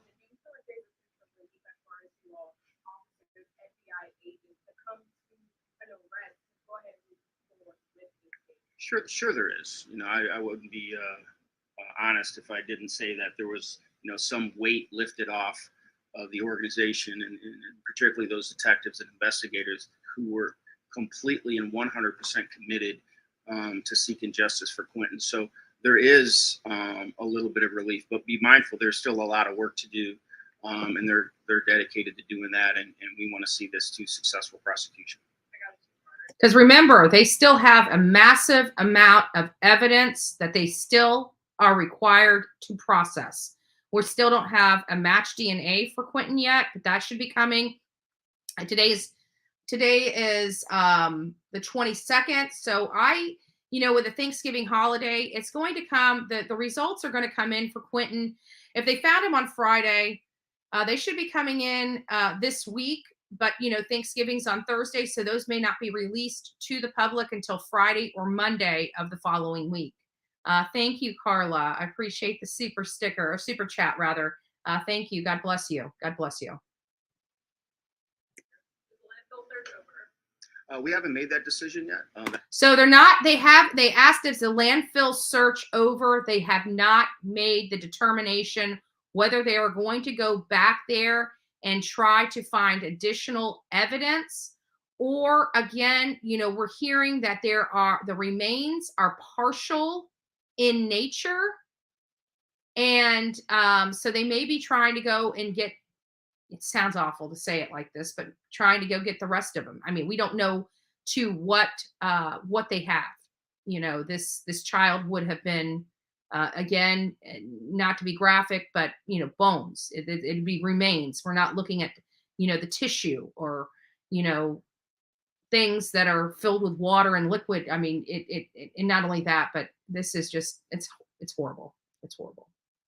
The FBI said they found some of the remains. I hope they recover all of them. And that's exactly, thank you, Whitley. That's exactly what I was referring to.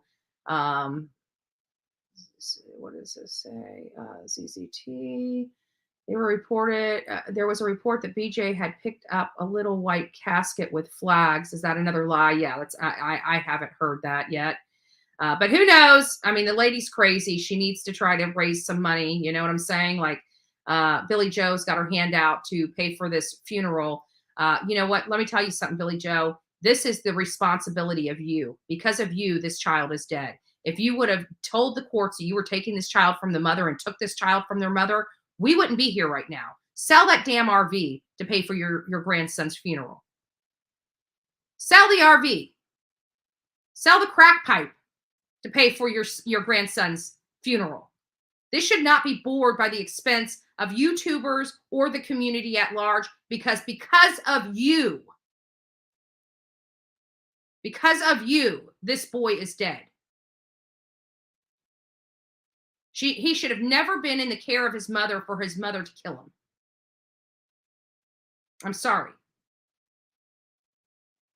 I do want this boy to have a beautiful final resting place, but it makes my skin crawl, and that we are going to have to donate money to a woman that if she had done her damn job, none of this would have happened. And I'm cautious about doing that, because what's going to end up happening is she's going to be paid more money than the funeral costs, because of the good kind people in the community and out here on YouTube.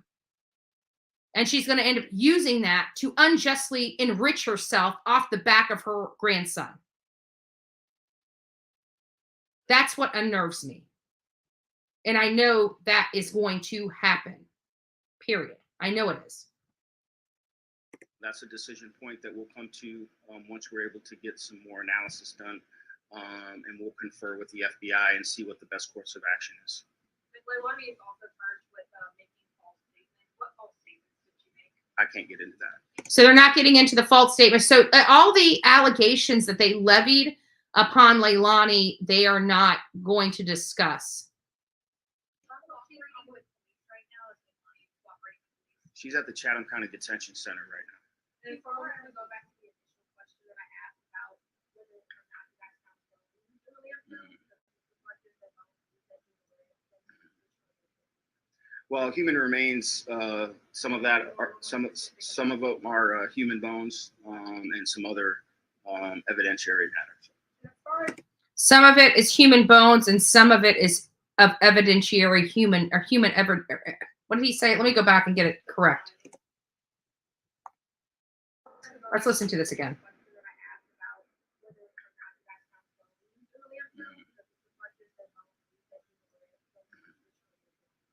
Well, human remains, some of that are some of them are human bones, and some other evidentiary matters. Other evidentiary matter. Now, am I listening to it as matter, like substance matter, or of a matter of fact type matter? What matter are we talking about here? So it almost sounds like this child might have been in a garbage bag, and who knows? We're going to find out those things, but I'm curious about what he means by matter. Is he talking like brain matter, or is he talking about matter of fact, like a matter, like a court matter? What matter is he talking about? I do not have that confirmed. Her question, hold on. as far as the bond, you all have They're asking about the bond. I do not have that confirmed. I do believe it'll take place tomorrow, but I don't have any time or any confirmation on that. We did, take it to the detention center rather late in the day, so I'm sure that information will come out. Leilani made a statement to me that she would turn herself in. Was there any talk of giving her that opportunity? No. Hold on. Let's hear. Any time or any confirmation on that. Hold on. Let me hear what the question is. Take it to the detention center rather late in the day, so I'm sure that information will come out. Leilani made a statement to me that she would turn herself in. Was there? So this is the contradictory statement that Billy Joe gave about driving her to the FBI and her turning herself in, because this person just asked that it must have been Shay, because Shay was the only one that got the interview with Leilani and Billy Joe. So this is Shay from Channel 22, and she said whenever she had interviewed Leilani indicated that she would be willing to turn herself in. And did you give her an opportunity to turn herself in? And here's what the police chief said. No. So no. They didn't allow her to turn herself in. They went and picked her ass up. Chief, you said in the beginning that when we're at the landfill, you said that there's a very specific dumpster that this child was put in. They're asking about the specific dumpster that this child was in. Sorry for saying that, but you can't hardly hear the audio from their questions. So I'm trying to let you know what the questions are and what is. You can hear his answers, but it's hard to hear the question. How far this was from the house where when he was last seen. I can't give you that information. He won't give him that information either. Last question. Estimate on how long this analysis It could take up to a week. And the last, I have one last comment, and I want to thank you guys. He's choking up. Because just like sometimes. And this is the reason why he's thanking these news reporters. Okay, let's talk about this. He's gonna go into to telling the local news thank you. It's because when he needed them to come out there and be biased in nature, call us a heckler, cover his ass, slop his knob, they did that for him because, you know, in journalism, you get both sides of the story. They never even attempted to reach out with me. They were driving his messaging and his narrative, and he's saying thank you. I'm sorry, but in the world of press, we want unbiased press. We want people that are going to tell us what we want, what we need to know, not what we want to hear. And we don't like our press being bought and paid for by our government officials, such as a police chief. We like that unbiased reporting, which clearly did not happen in Chatham County or the Savannah area in this case. And why? We dominated the airways, why we were the news out there, why we covered this as news out there, why we utilized our press and us as media to get this story out, because their media failed horribly. Their media failed horribly. And while people are beating up Brett Covington, I don't know him well, but the only reason why he may not even be a Bullhorn Betty fan. He may not even like me. He may not even have any respect for me. But you know what? He was the only one really trying to find the truth. He was the only one that was out in front of that Sandcastle Inn when Dolly and I located Leilani and her mother. He was the only one out. There was no other news crew out there looking, trying to dig up information other than the YouTubers and, quite frankly, Brett. So, you know, I don't believe he was out there trying to get a name for himself. I believe he took his training and tried to be the best investigative journalist that he could possibly be. These other yahoos in the news weren't doing that. So while he may not respect me, may not like me, may not even know who I am, right? He has respect from Bullhorn Betty for the work that he did. Because at the end of the day, there was no other news station out there trying to truly find the answers and trying to truly find and get these people on the record like Brett Covington was doing. So Buffington, not Covington, Buffington, Brett Buffington. Sorry. But he was the only one. So no, you're crying with joy because your media covered your ass. I'm sorry. That's not what media's purpose is for, Chief Hadley. I apologize about that, but I totally disagree. The garbage that was pumped out there, the lack of advising the community of what was truly transpiring for a 20-month-old baby that disappeared in their community was despicable. Despicable. Mainstream media out there should be ashamed and appalled with their behavior because they have no integrity. None. Now, you know, I was cussing at the police chief on my live. You know, people will say, "Hey, you weren't having." No, that's you know, not even ethical standard. Like that's professional standards. I violated professional standards, right? For being unprofessional, right? I didn't lie to my public. I just cussed the police chief out, and I'd do it again. I'll do it anywhere. When you ain't doing what you need to be doing, yeah, you're going to get heat from Bullhorn Betty. This is America, and I have a right to do that, as Police Chief Hadley clearly explained. He understood my perspective. He understood the community's perspective. He didn't address it, and he didn't close that worry box. That's on him. He had plenty of ammunition at his disposal to lock Leilani up way before this. But again, we're thankful that his police department have finally made an arrest, and we can't take that away from them. We also can't take away from them this huge development that they found Quentin in unthinkable circumstances. It was due to their dedication, their tenacity, and their passion for the truth that was able to bring Quentin Simon home. I would have died to know that little boy's resting place was a landfill. Died. I don't know, I have lost much sleep over this case. Sometimes law enforcement gets the short end of the stick. You guys get the short end of the stick too. And you guys have been amazing. Our local media throughout this. You've been fair. You have not been fair. You have not been fair. This is one person's opinion of the behavior of the local media out there. And I want to say to every local media, you need to do better. You need to do better. Direct. You've asked good questions. No, you haven't. Shay had an opportunity in front of Leilani and Billy Joe and never even bothered asking her whether she killed her son. No, they didn't ask the right questions.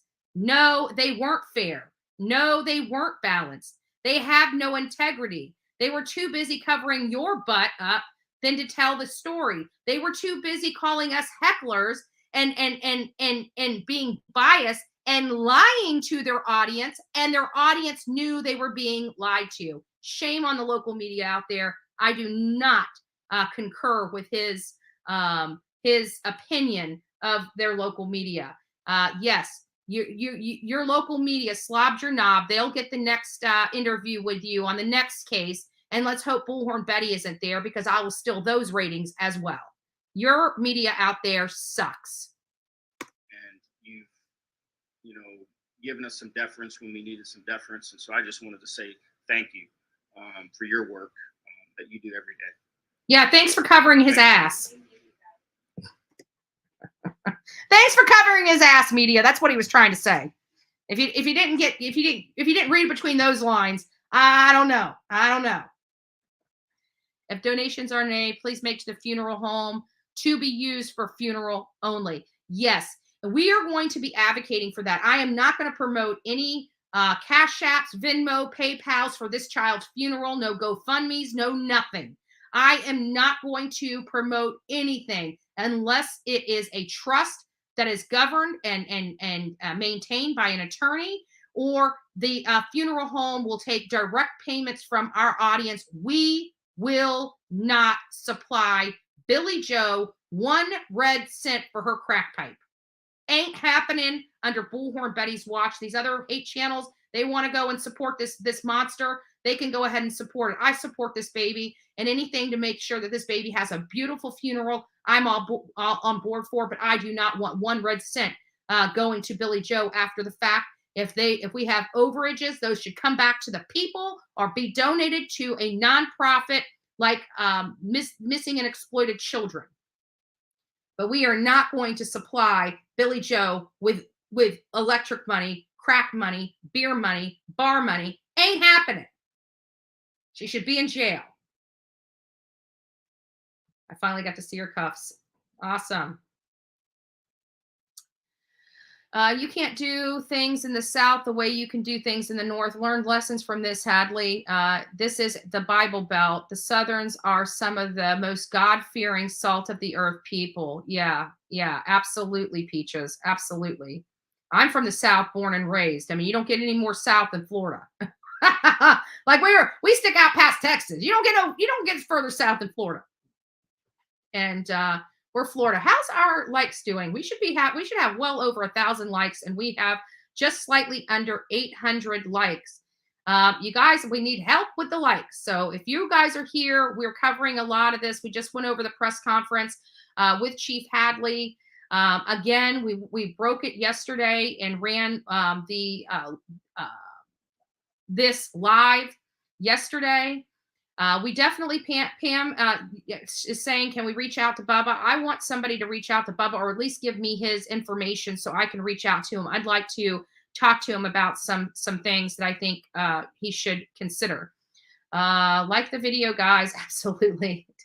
Momo, what's up? Like it. Hit that smash button.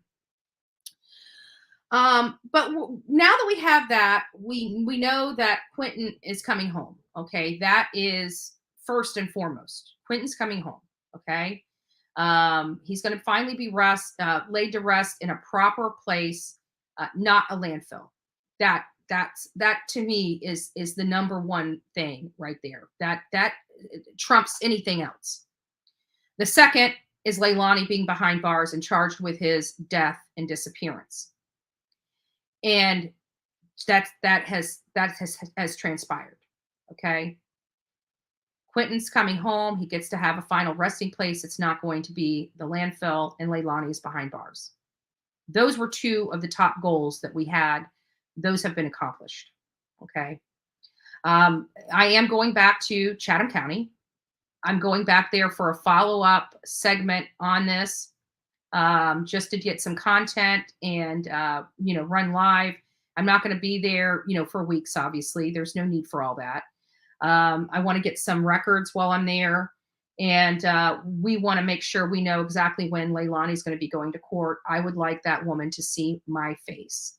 And I want to have that shirt that I wore yesterday that says, "Mommy, why wasn't I good enough?"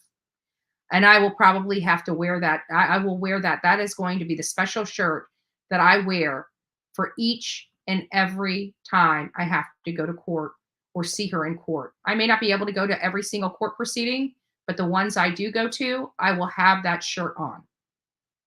I will have that shirt on. And I really do hope, if anybody's got any dirt against Billy Joe, that they can have her arrested on. Go out and file complaints at your earliest convenience. I want to see Billy Joe behind bars. She deserves to be behind bars too. She is just a despicable woman. A despicable woman that has ruined an entire family's lives because of her disgustingness. And that's the way I feel about her. I have no respect for that woman. None. None whatsoever. So I pray that they go, if they haven't gotten him all, they were planning on being out there to December 9th. I hope that they stay out there to collect any other additional remains from him or additional evidence from him. But I am also cognizant of the amount of money that it takes to do an operation like that. And so, you have to, at this point, now that they have him and her behind bars, they do have to start taking into consideration, the cost effectiveness of it. Do they have what they need to proceed, or do they need additional information? That should be their next thought, because if anybody knows me, I don't like wasteful spending. I don't like it. They are struggling with money in this county. And if they don't need to go back out at the landfill, take those resources, those financial resources, and apply them to getting better officers on the road, better trained quality officers on the road. That's what I would prefer. That's what I would like to see come out of this, to be honest with you. Now, if they need the evidence, or they are just, tenacious at bringing Quentin home in his entirety, then yeah, those emotional responses, then if that's what they need to do, that's what they need to do. And I support them on whether they go back there or don't go back there. I'm not going to kick up a fuss one way or another. Wait, the babysitter is moving, or BJ? When we were there last, because of the animosity on that street and the fact that, they are looking at the house of the person that, Diana and her family loved that child. They loved all their children. They watched all those children, right? It's sad.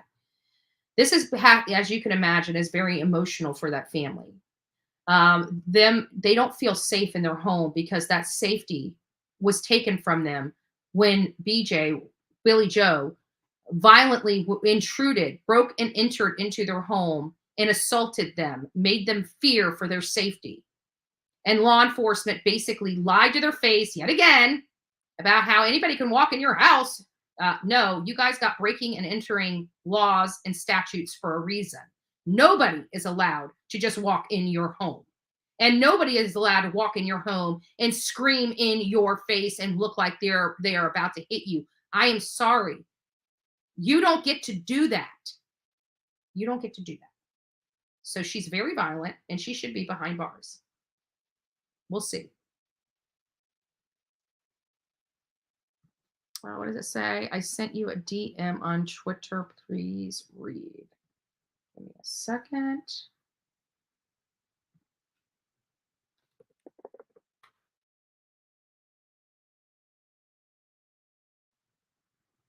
Okay, shared a tweet.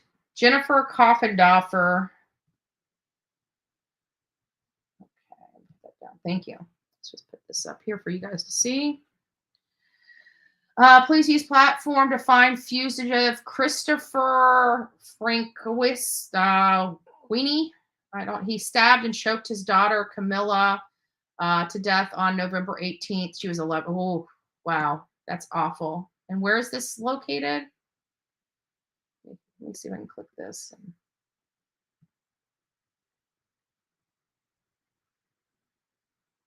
Ooh, Connecticut. There he is. So law enforcement is looking for this gentleman at this time. He killed by strangulation an 11-month-old child. He is a fugitive. They are searching for him right now. If there's a $10,000 reward, if you have seen him, know his whereabouts, you are asked to call 911 because that would be an emergency, or the FBI, your local FBI, and let them know where he is. It said, oh my God, this is a manhunt. They have a manhunt. He brutally murdered 11-month-old daughter. FBI is seeking a $10,000 reward. This is from Naugatuck, if I'm saying it properly, Connecticut. So again, despicable man, tattoos on him. I guarantee there's drugs and alcohol and violent problems. Who wants to bet? Who wants to bet? Because it's the secret sauce to being a despicable person that hurts children, right? It's the secret sauce for hurting children. Drugs, alcohol, and violence. Thank you. I am Team Summer. Thank you. Lots of stuff. All right, guys. Well, we have talked about the Quentin Simon case. Again, this case is not over. This is not even remotely over. This is not even remotely over. So this is just now beginning. The case is now heating up. They got Leilani behind bars. They're bringing Quentin to his final resting place. Kudos to them. God bless them for that. Again, still not a huge fan of No Charge Hadley, but the police chief did bring a 20-month-old child home. So congratulations. That was amazing. I am glad Leilani is off the streets of Chatham County. But again, right? Where's the cuffs for Billy Joe? Billy Ho Ho. Where are the cuffs for Billy Ho Ho? Right?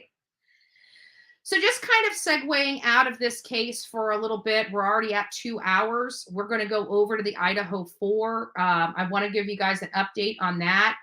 I'm not going to stay live today like I did yesterday. I've got some things going on. I want, many of you guys know I'm not really celebrating Thanksgiving with family or friends or anything, but I am going to have Thanksgiving. So I've got to get my meal, and I've got a whole bird.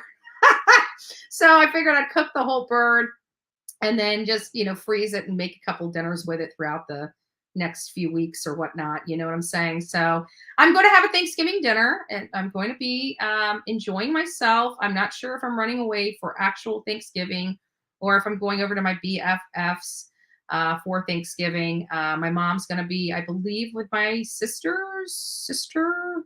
I don't know. Mom, where? I guess you can't answer in here. But I'll be opening the lines up if Mama Bullhorn wants to come up on panel and tell me what she's doing. People think, I like my friends always are complaining. I never have time for them. I never call them. Other family members are like, what are you doing? You never see me, never do this, never do that. I'm sorry. I work literally all the time. I literally work from the time my poor little eyes open in the morning to when my eyes close at night. I am constantly working. And, to be honest with you, my family and friends get the brunt of my work. They don't get to see me. Most of them have to come here, just like every one of you, to watch me, just to see my face, like to make sure I'm still kicking. Like, I'm horrible on the phones. I never call people. I don't keep in contact with a lot of people. I'm one of those people, if you want to talk to me, my number, call me, right? But I'm not really one, because I'm always busy. And even when I think, oh, I need to call this person, by the time I go to sleep, I'm like, oh crap, I forgot to call that person, because I just forget. I try to do the calendar stuff. I try to put everything in the calendar, but from morning to morning, I forget to even check the damn calendar.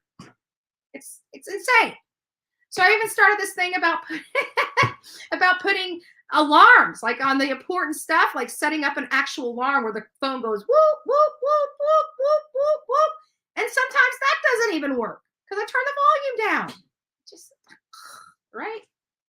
So anyways, thank you, Jennifer. Thank you so much for that super sticker. I really do appreciate it. So actually, you know what? Let me just take a few minutes. We're only going to open the phone or open the panel up.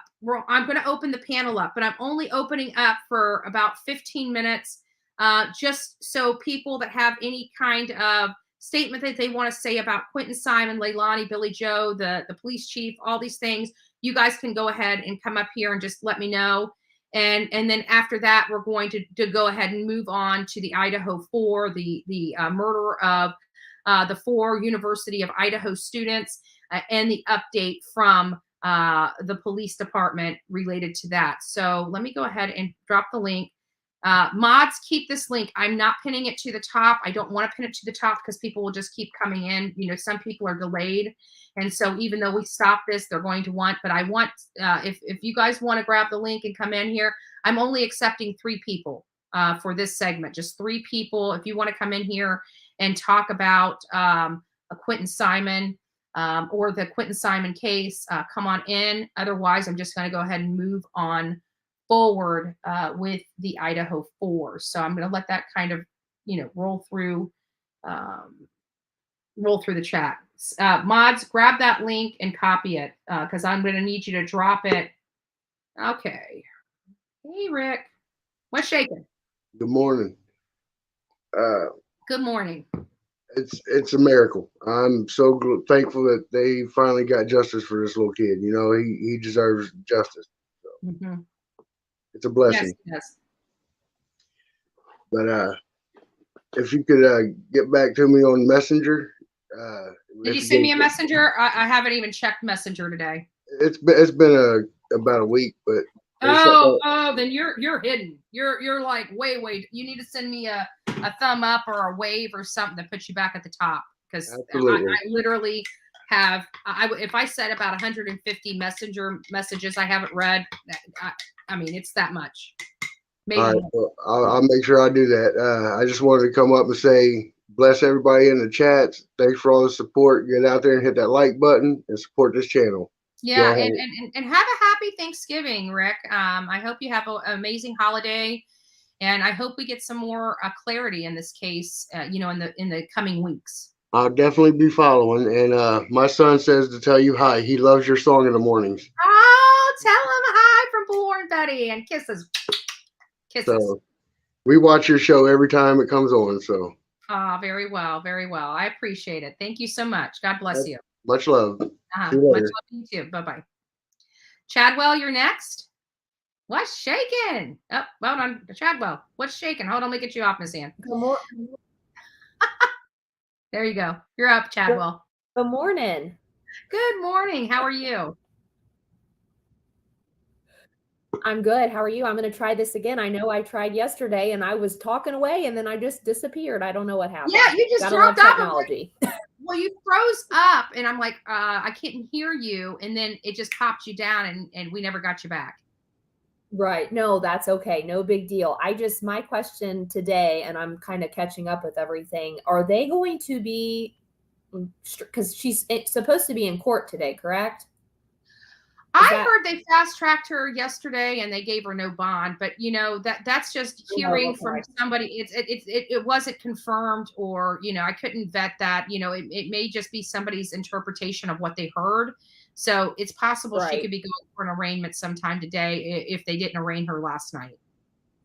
Okay, that's what I was wondering. I didn't know if they were going to be, streaming that, or if we would be able to watch that, and I didn't know the details. I can't see it on here, to be honest with you. I'm trying, because I didn't research that before I went live. It's hard to stop what I'm doing and try to research. I tried to do it, and then I don't talk to people, and it's like, so yeah.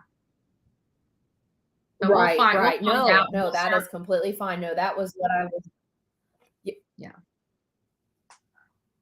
Sorry, we got just a little. Well, I appreciate you, and again,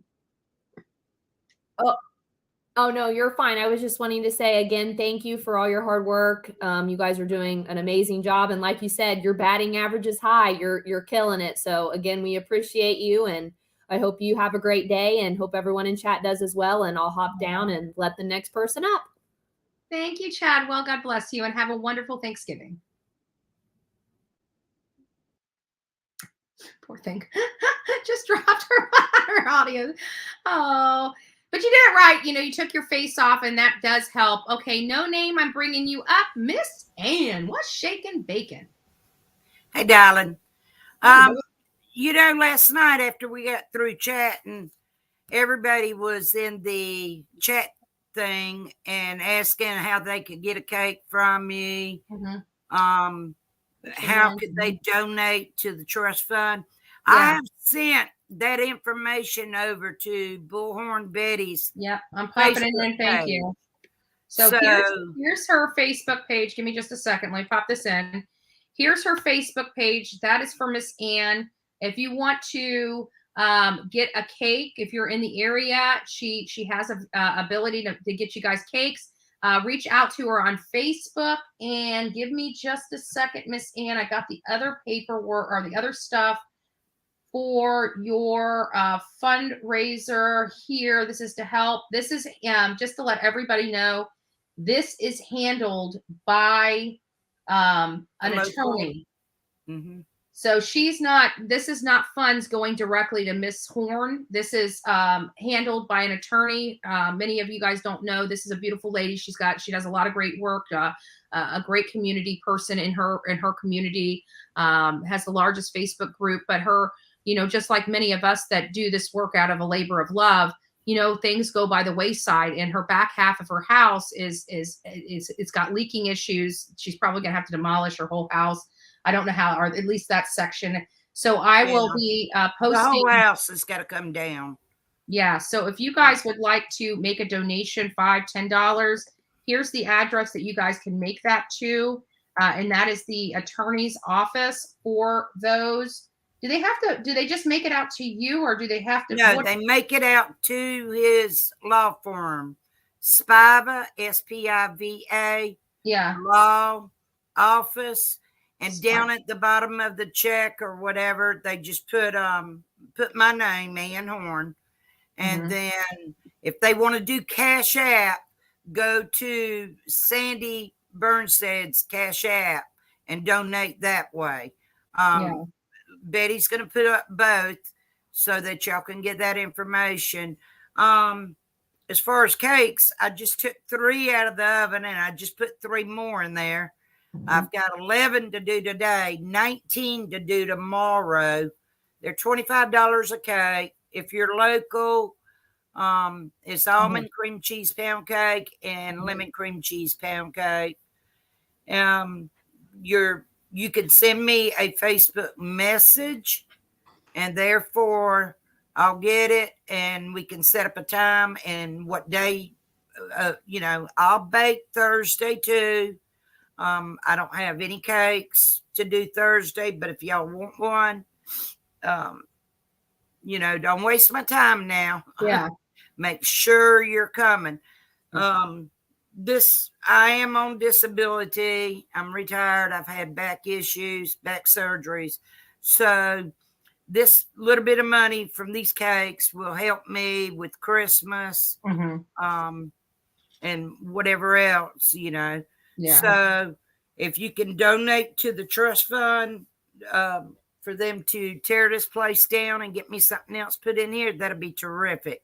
Because we're only right at $6,000. Yeah, right at 6,000. And you guys did a lot of community support, and we're able to get that money raised. So this is going to be something for long term. So we'll keep promoting that, Miss Ann, for you. But I've got a whole back chat, and I got to move on to Idaho 4. So let me get these last 3 people moved on, and I'll bring you back up at the when we open the panel back up.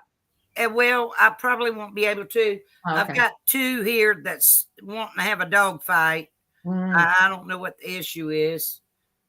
They're jealous of each other, so they're growling at one another. Gotcha. So I've got the popper in my hand. Gotcha. There you go. There you go. That's good for kids too. Oh yeah. Well, I just have to show it to my dogs, and they shut up and behave. I do not hit them. Gotcha. I mean, I don't. Everybody knows. All my friends know I do not mistreat my dogs. But you two better stop it now. Yeah.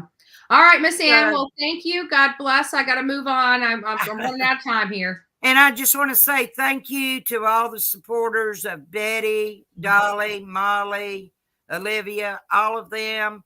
Thank you, thank you, thank you. And if you can donate to me, thank you, thank you, thank you. Of course, like I said, do not donate to me. Donate to Howard Spiva. He is on Facebook as well. And Sandy Burns said she's on there as well. And of course, me, Ann Classon's Horn. So if y'all can do it, I would appreciate it. If you want a cake, send me a message. All right. God bless you, Ann. I'm going to get out of here. I love you. Have an amazing Thanksgiving. God bless you. Too. Back at you. I'll see you when you come in town. You got it. I'll be calling you. All right, babe. Bye-bye. All right, nerdy girl, if you want to go ahead and kill your camera, or you can keep it up. It doesn't matter to me. Hello, love. Hello, darling. I just wanted to say thank you for everything that you, Dolly, Molly, and all of you have done for Quentin. I think that it helped regardless of what the haters say. And I also agree with you. I think if anybody is going to donate money for his funeral, I believe it should be donated to the funeral home or for flowers. Do not give it to that family. No, do not give it to the family. Absolutely not. They've done enough. I agree. But happy Thanksgiving. I hope everyone has a wonderful, safe holiday. And thank you for everything that you do. Absolutely. Scarecrow, show me your face. I've seen your hands, but not your face. Okay, I'm going to drop down. Thank you. All right. Thank you. All right, Stephanie, can you show me your face, please? All right, perfect. I'm going to go ahead and bring you up. Hey, love. I just want to say thank you for everything. I love watching yours and Dolly's and Olivia's videos. Thank God justice is finally being served. But I also wanted to let everybody know it's on your True Crime Facebook page, as well as a bunch of the other Quentin Simon Facebook page. I have a project going where I'm making a collage of all the candles that everybody's lit long distance for Quentin. So you guys can just drop pictures in any of those posts while I'm making them. Oh, that's so sweet. So if you guys lit a candle for Quentin Simon around the country, around the world, send those photos to one of the posts on the Facebook True Crime post that she added. But that's all I needed to say. Thank you so much. All right, Stephanie, have an amazing Thanksgiving and God bless you. You too. Bye-bye. All right, guys. So I am. We're not going to be bringing anybody else up on panel at this moment. We're going to go ahead and segue over to the Idaho 4. We have some updates right here. And this finally clarifies the 911 call. Yes, finally. Like I said for a long time, that this has been killing me. Because we do not have it was driving me nuts about this damn phone call. How are they calling for an unconscious person in this home? But I don't know if it still closes my worry box, to be honest with you. So let's do this. So an update came out, and this is the update. Mascow Police Department are doing an update, and the detectives are releasing on the morning of November 3rd, or 13th rather, the surviving roommates summons friends to the residence because they believed one of the second floor victims had passed out and was not waking up. At 11:58 a.m., a 911 call requested aid for an unconscious person. The call originated from inside the residence on one of the surviving roommates' cell phone.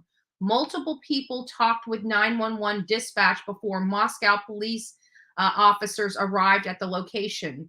The officers entered the residence and found the 4 victims on the 2nd and 3rd floors.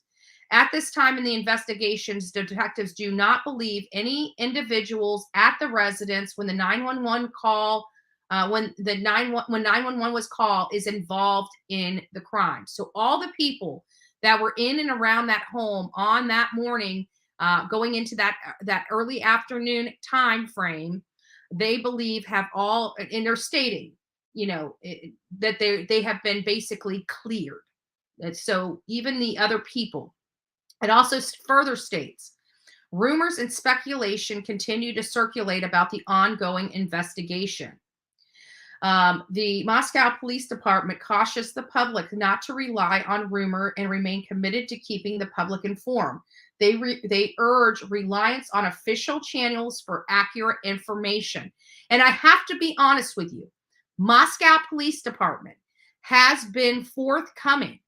I truly do believe, let me turn this down so I'm not screaming at you. I had to turn it up for that. There we go. Sorry, guys, if I was a little louder than I should have been.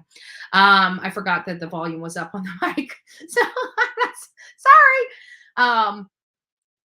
But we are using the official channels to give you guys information. Now, we do speculate on this channel. We do provide our opinions on this channel.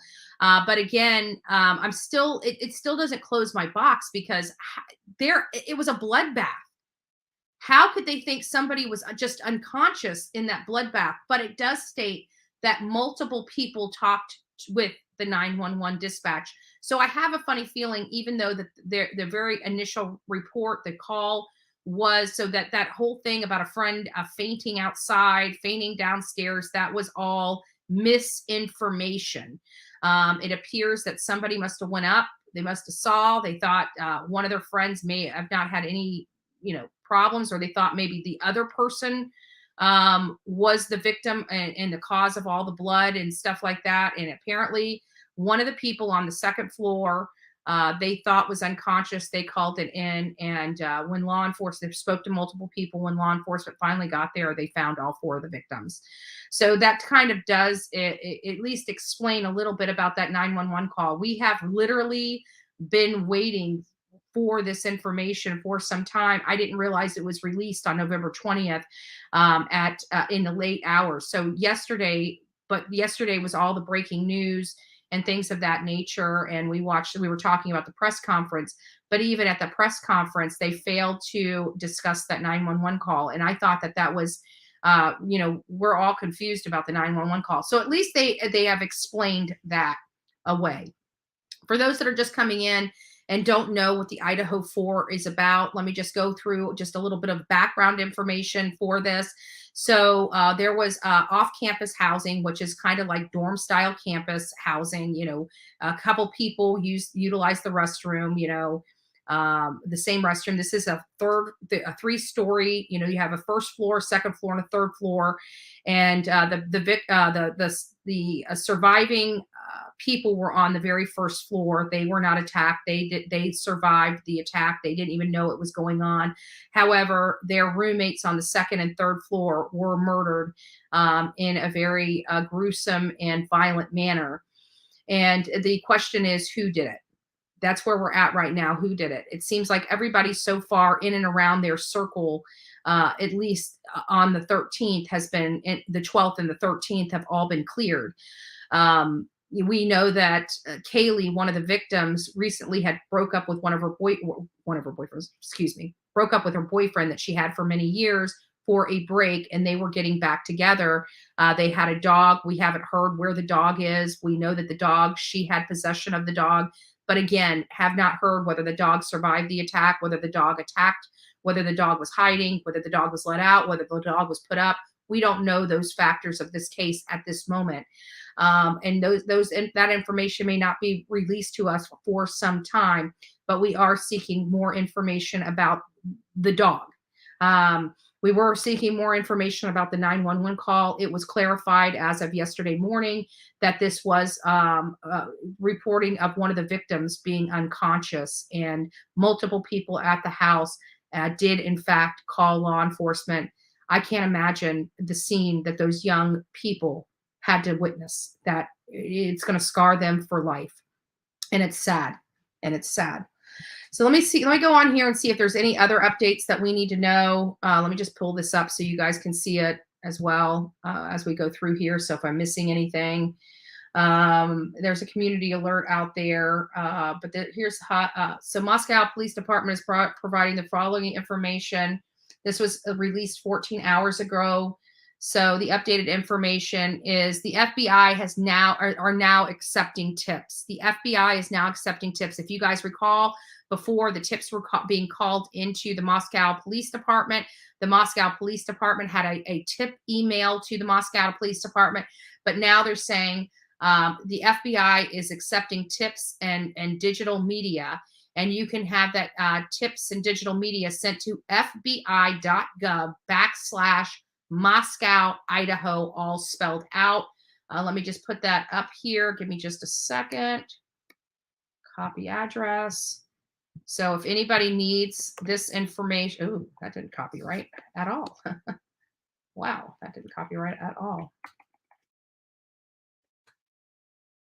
Hold on, guys. I don't know what just happened, but please ignore it. Let me delete these. I can't delete them on this side. Hold on, guys. I got to remove those. That was how it came out when I tried to copy the email. Hold on. Let me remove these things out here. But here. Remove. There's the Facebook and remove. Hold on. Let me try this again. If it does it again, then I won't do it. So. Okay, I'll just type it in. What the hell? So fbi.gov/Mascow, Idaho, all spelled out. There we go. So if you have any digital media, you have any tips, you guys can reach out to the fbi.gov/Mascow, Idaho, all spelled out. You can also call in at the tip line at 208-883. 7180. Let's see if they give us any more information here. They do. So on the night of the incidents, officers okay, here, now we got information on the dog. Okay, here's the information on the dog. So, and this came out 14 hours ago. So on the night of the incidents, officers located a dog at the residence. The dog was unharmed and turned over to animal services and then released to a responsible party. So the dog was at the home. The dog did survive. The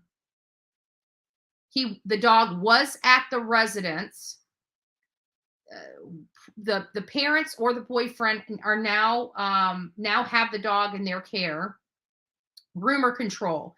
Detectives are aware of a Latah County Sheriff's Office incident reported of a skinned dog and have determined it is unrelated to this incident. So again, this law enforcement agency is really keeping us abreast of all of the information that they can truly release to the public. And thank God for that. So we are getting information right now. The dog is okay. The dog was in the home at the time. Animal control removed the dog, as we know, to be a Labradoodle. And that dog has now been turned over to a responsible party to care for it. And I'd have to imagine that the responsible party is either Kaylee's parents or Kaylee's ex-boyfriend / boyfriend, Jack. From my understanding and from the parents, he is equally distraught over everything that's been going on here. But we have now confirmed that dog skinning incident is not connected or related. Again, honing in on the fact that this was targeted, and they most likely know exactly who is responsible or believed to be responsible that carried out these acts. I truly believe law enforcement has a name and is working on locating that person.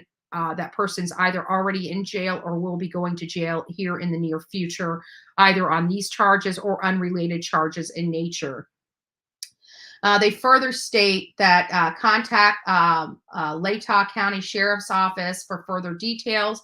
Detectives are aware of an incident report of deceased animals left on a resident's property. This was determined to be wildlife activity and unrelated to the incident. There is going to be a press conference. Again, the press conference is at 1 p.m. at the University of Idaho on, I think, 1 o'clock on Wednesday, November 23rd.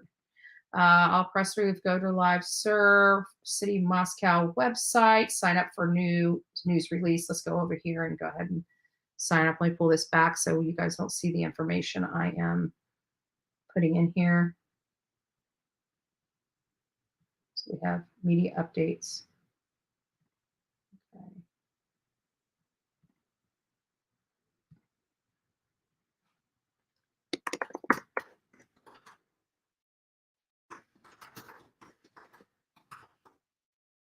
Shall we save that? Okay, so let's see if we have any additional information here. So here's the report of their new information, and they are addressing the deceased animals in this press release. So we have now at least the press release location. So I will start monitoring that as well. But that's good to know.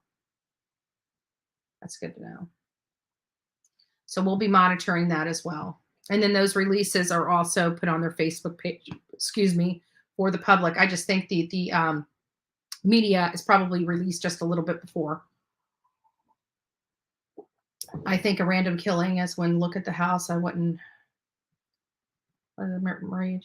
I think this is a random killing, as when you look at the house, I would think about the basement having tenants down there. I wouldn't think about, yeah, right.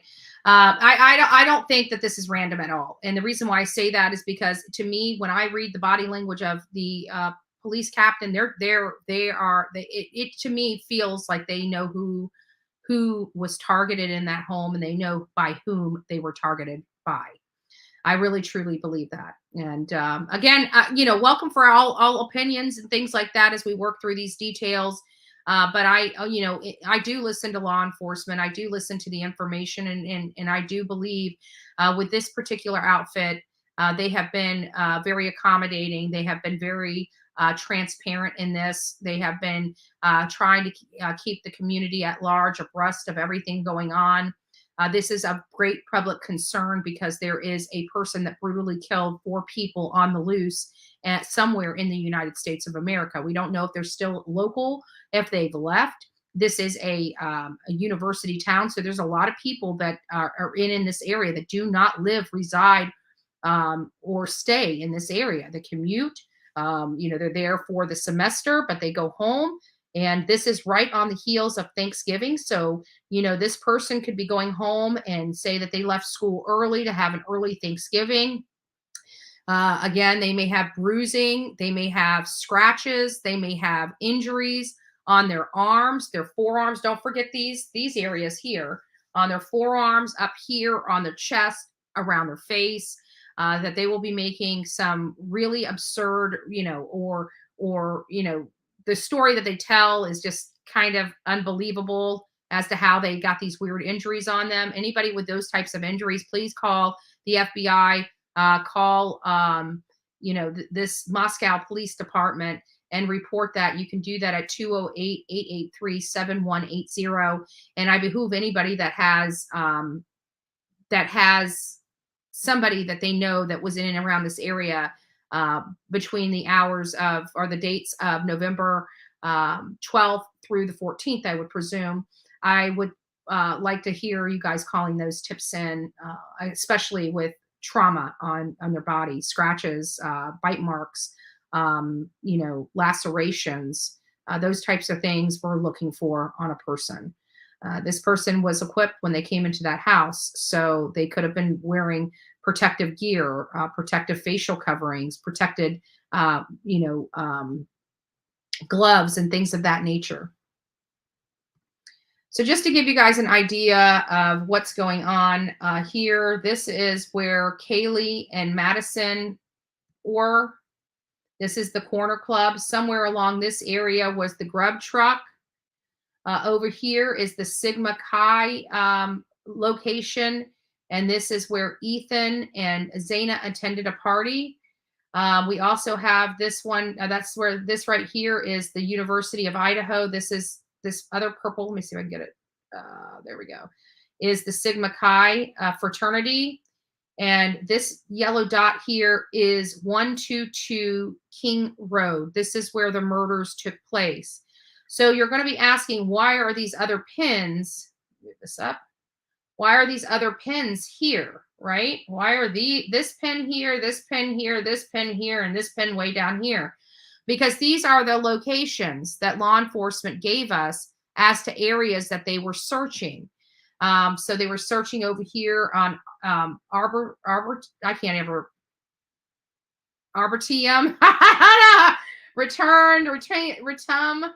Arbitrum, maybe that's it, Arbitrum. I don't know the name of that, in Botanical Gardens. This is, I can't remember exactly what this one is. This one is Taylor Avenue. This here is West Palouse River Drive. And this is the 2700 highway east boundary. So I just took and connected all these dots to see what general area law enforcement really is looking at. And this appears to be, I don't know if they're looking, and this is the area that they're looking for videography and anybody that's seen anything.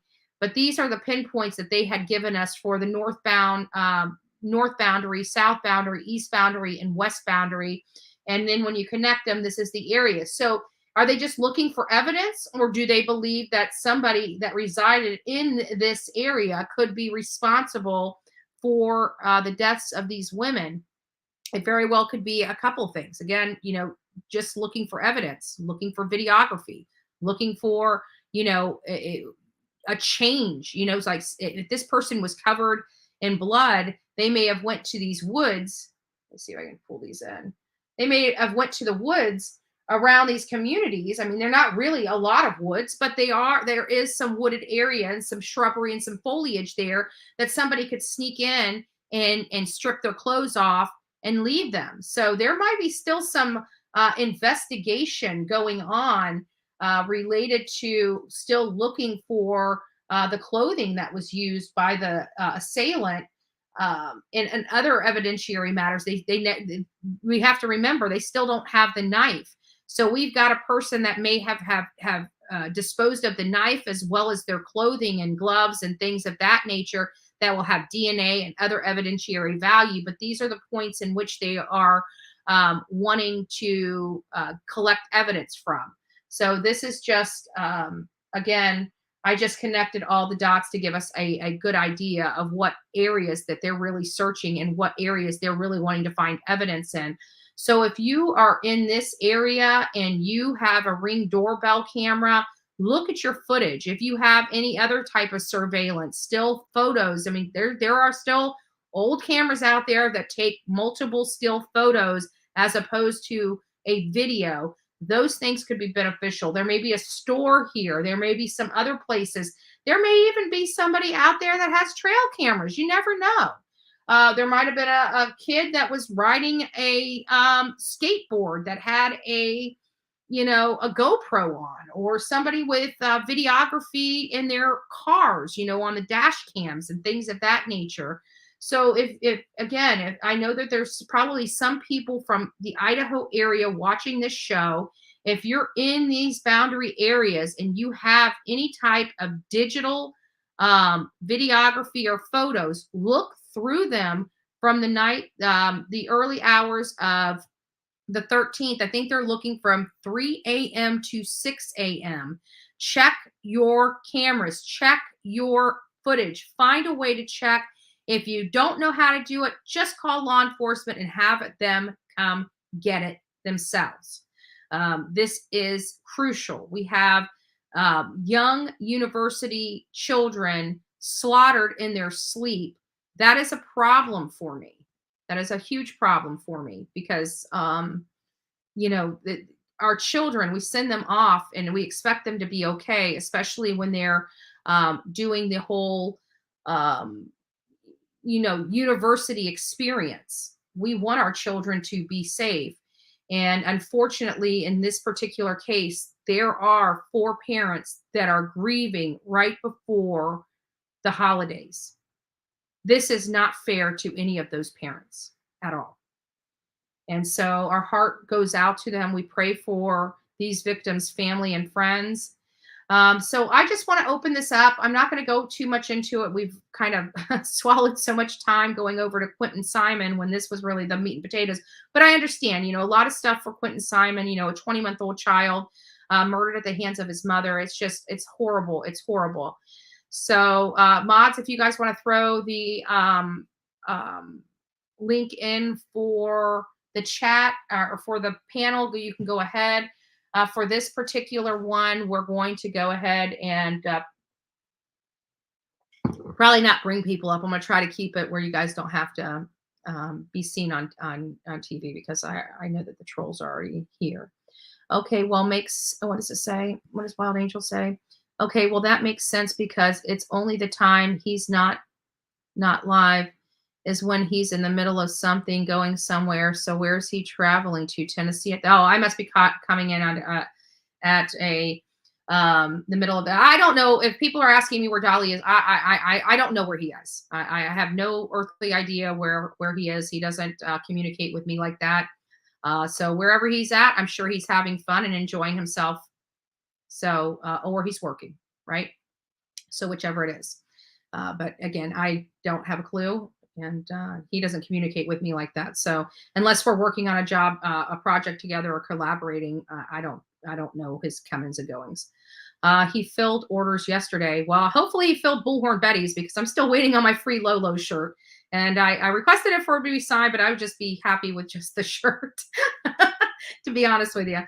I think that's a good point. A professor would be the right age. Could it have been a professor? That would be a scandal. That would be definitely a scandal. Could it have been another student? Could there have been a tiff over who did work? I mean, it's cutthroat in universities too. Getting your thesis and all the stuff that you have to do. It could be another student. It could be somebody that liked them, that was rejected by them, somebody that they dated, that they slept with. The whole gamut. Could be the ex-boyfriend, could be the current boyfriend. It could be literally a number of things. Right now, it's a whodunit. What we can say is a lot of people have been cleared, which if we were in their inner circle, we would know who they hung out with, who would be, who was acting strange and stuff like that. We don't know. Like, I'm in Florida. This is happening in Idaho, and we're trying to make heads or tails of this. And it's a little cray-cray. It's a little cray-cray. So, Bullhorn Betty, has anybody thought about people that lived at the house last year? Well, yes. And I even threw up the roommate that just recently moved out. But what beef, what motive would be there from a tenant from the year before? This was a very personal attack, personal in nature. So much so that it is hard for me to believe that somebody that lived in this location a year ago would have even entertained carrying out an act like this. I mean, you got to think this is a brutal attack. Somebody was really angry at somebody in that house, so much so that they lost control of themselves. This to me felt like a rage killing. This to me felt like a passion killing. This to me is, and I agree with law enforcement on this, is ultra, ultra, ultra personal. There was a target in that home and everybody else was collateral damage. There could have been multiple targets in the home. For example, the best friends, they have been together, glued at the hip since they were kids. And, I can imagine that they've helped each other with a lot of situations, just like me and my best friend. I have a bad time. I call her, throw up all the stuff that's going on. And she's like, oh, well, this happened, And when I was with an abusive person, she's like, you got to leave them. You can't put yourself in there and put yourself through this. You've got to leave him. So she's been a support system for me to shake the funk. You know what I'm saying? And so I have to imagine that that's the kind of relationship that Maddie and Kaylee had. So, maybe it wasn't one person targeted. Maybe it was two. Maybe it was both of them because of the relationship that they themselves had with each other, being BFFs.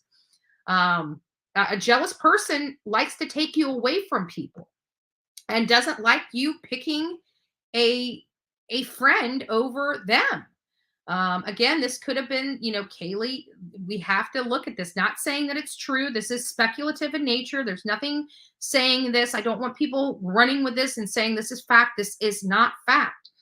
But there was a break with even Kaylee and Jack.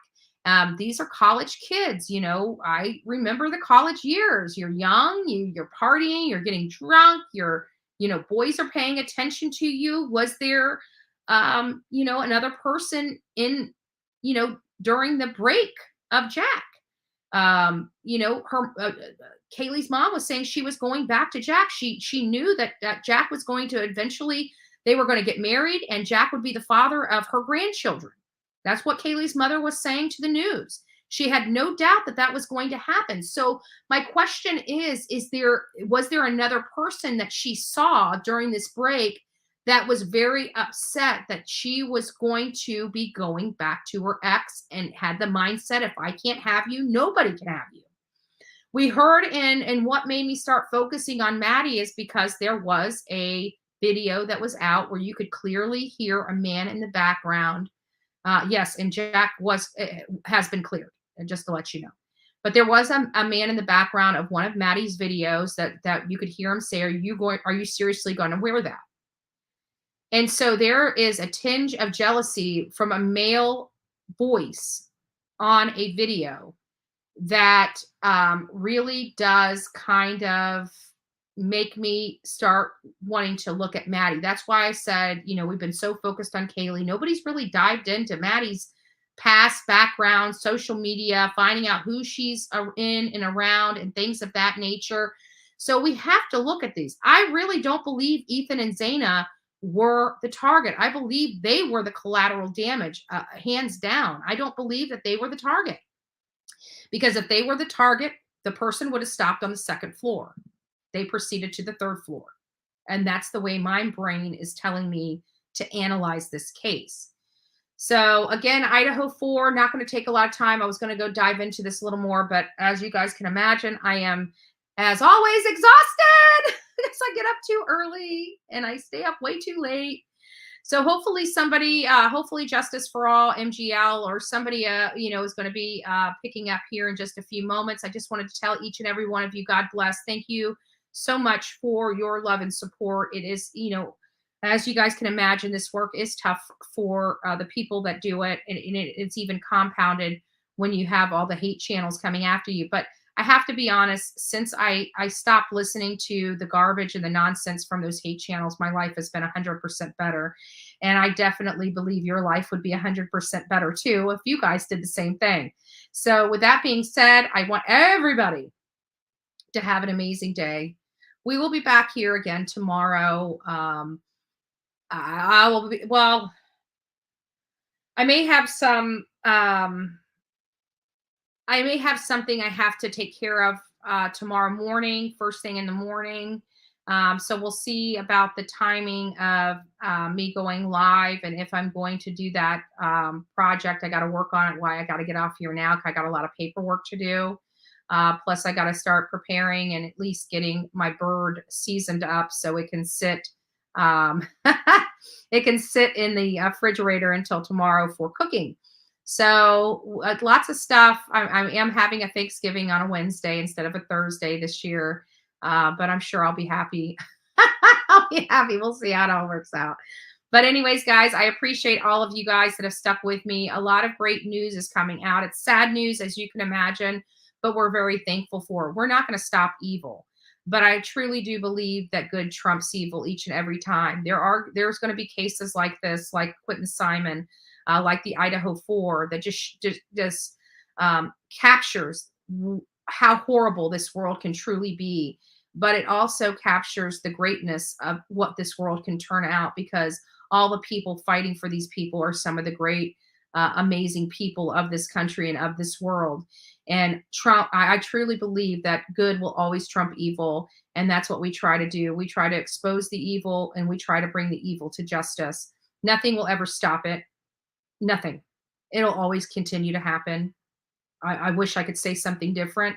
But again, there's so much, there's so less bad things, but the bad people can do a lot of damage. But because of the great people, people are able to get through those situations. They never quite get over them, but they get through them. So I hope everybody out there has an amazing Thanksgiving. You guys may or may not see me tomorrow, but you will definitely see a Thanksgiving special from Bullhorn Betty and the Bullhorn Betty channel on Thanksgiving. Not sure what the timing will be. I have a funny feeling it'll be in the morning of Thanksgiving, because, you know, people are getting up, they're cooking, they're not really having the parties first thing in the morning. And so while they're cooking the birds and listen, you know, working in the kitchen, they can be listening to me and listening to these cases. So with that, I hope you guys are fearless. I pray that you guys have an amazing time with your family and friends.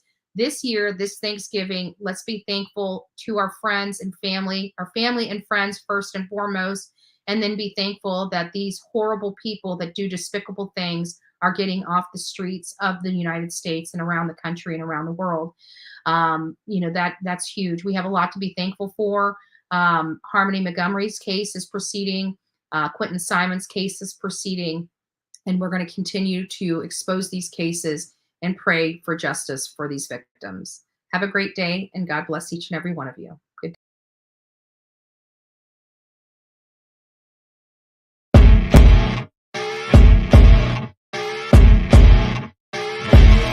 As you wake up in the morning, you want to find the latest, greatest information about criminal cases and have an intuitive conversation about the suspects associated with these cases.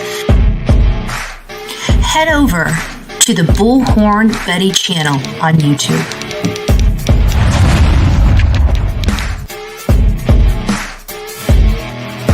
Get breaking news right here on the Bullhorn Betty channel. Welcome to the Bullhorn Betty Coffee Club.